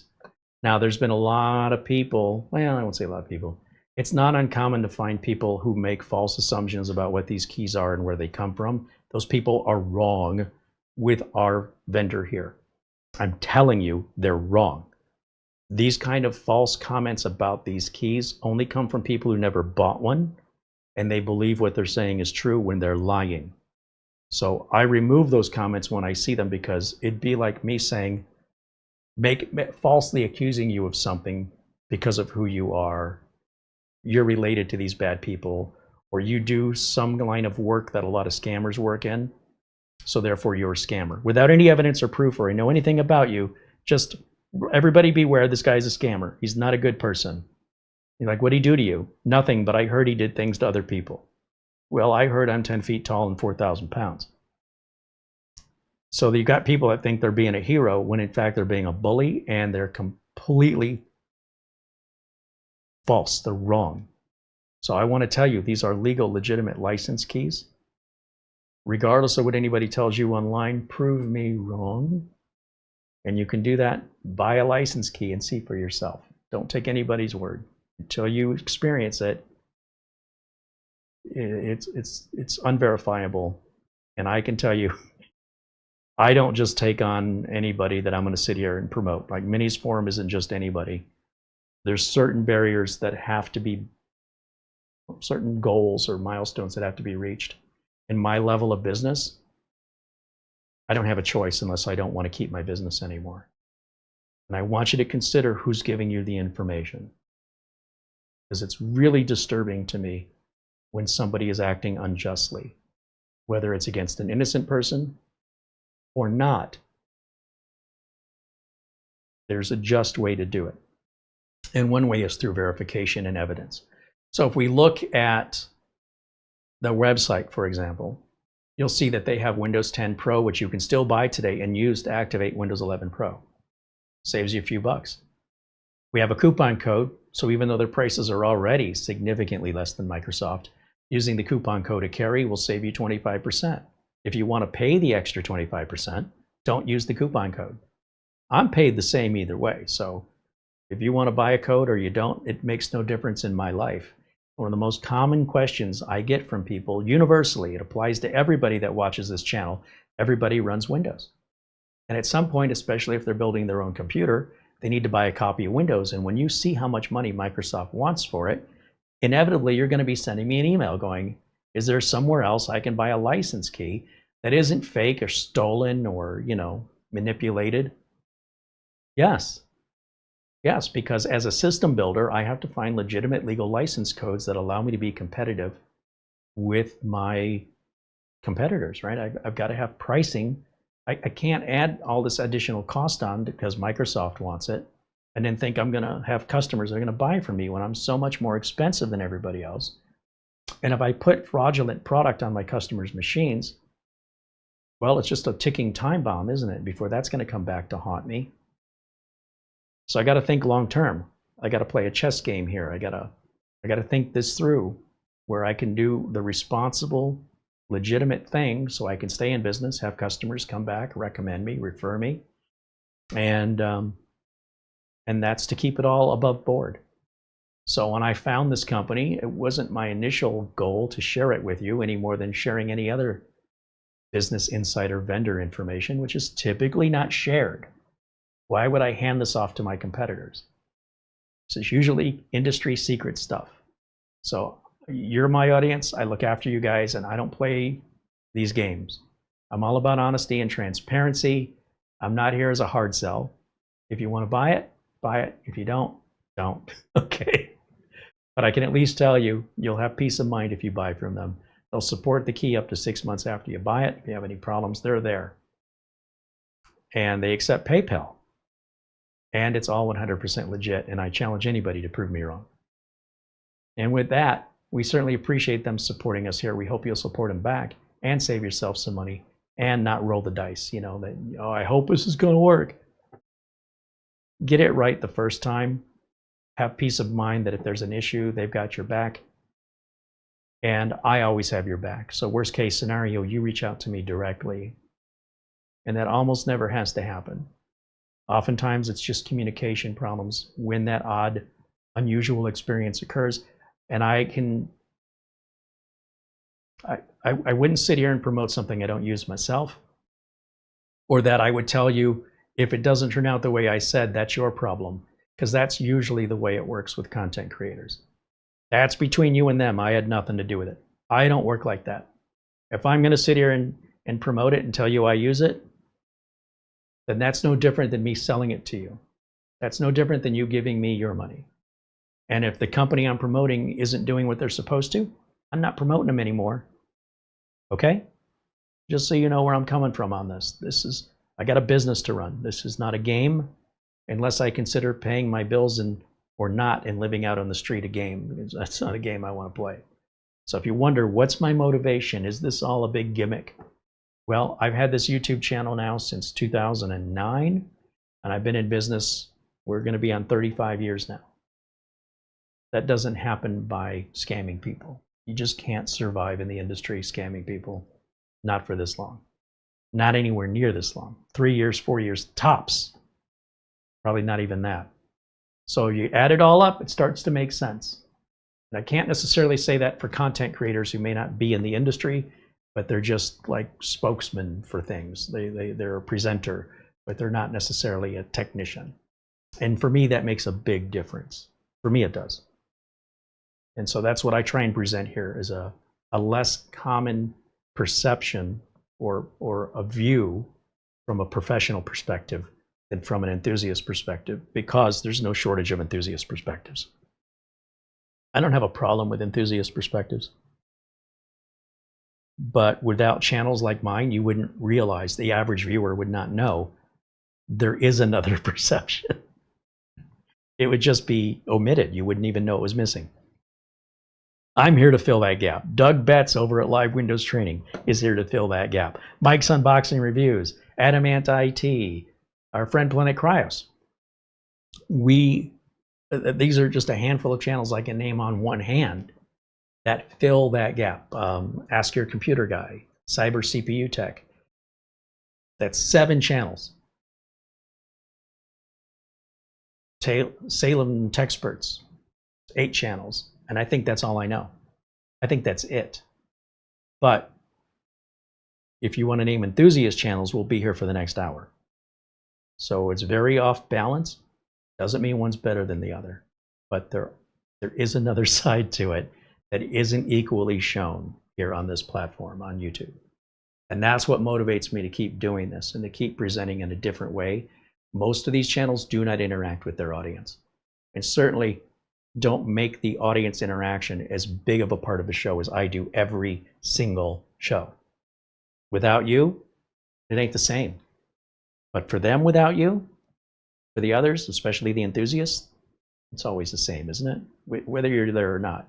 You make a difference on this channel, and I want you to know that. And I appreciate it very much because, again, it's one more thing that makes us unique is we include everybody. We don't shove people away unless they're rude. That's it. Nothing more frustrating than chatting in a chat room and being completely ignored. I want everybody here to feel welcome and appreciated. And if you haven't participated in our chat room, I hope you will consider it in our next live show. Our next live show is scheduled for Sunday. I'm not sure what's going on yet on Sunday. And then every Monday we do our live members only show. And that's for our supporters in green. Those are shows exclusively for them. They're never made public. And they're a bit more informal, relaxed, smaller audience, not quite as hyped up. My energy level's a little more relaxed. And we work on some projects like we're trying to flash a BIOS on a machine where a BIOS flash went bad. And I'm still figuring out how to do this with an adapter. And it's part of a learning process. And members will tell you there's certain content that only gets shared with them because I don't want the public to beat up on me because I don't know what I'm doing on it. I got to learn it somehow. So after I've learned how to do it, I'll make a public video. But until then, I'm only inviting my supporters because they understand we're going to learn it together.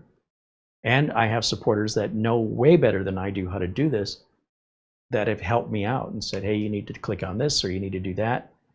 And it's not so chaotic having, 300 people watching. We just have a few dozen people watching and get to know each other a lot better. And if you want to be a part of that, support us here because that also helps us to create our content and to make more content more frequently. That's going to wrap it up for me for today. Thank you again to our channel administrator, Marlena. She does our thumbnails, our video descriptions, parts lists, the links to buy this either direct from MINISFORUM or on Amazon. Both are in our video notes below this video. Links to Mars cookbooks should be in there that we didn't talk about. Links to the Windows Office and product keys, all in there with the discount codes. And links to, there's one thing I'm forgetting.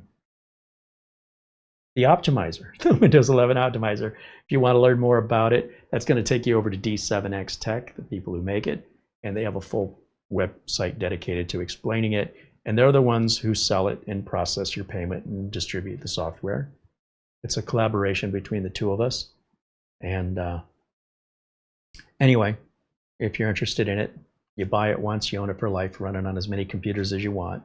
We only ask that you don't copy it off and give it to your friends unless you're trying to hurt the channel and you don't want to see me develop that any further. But if I'm making money at it, I'm highly motivated. Well, both me and D7X Tech.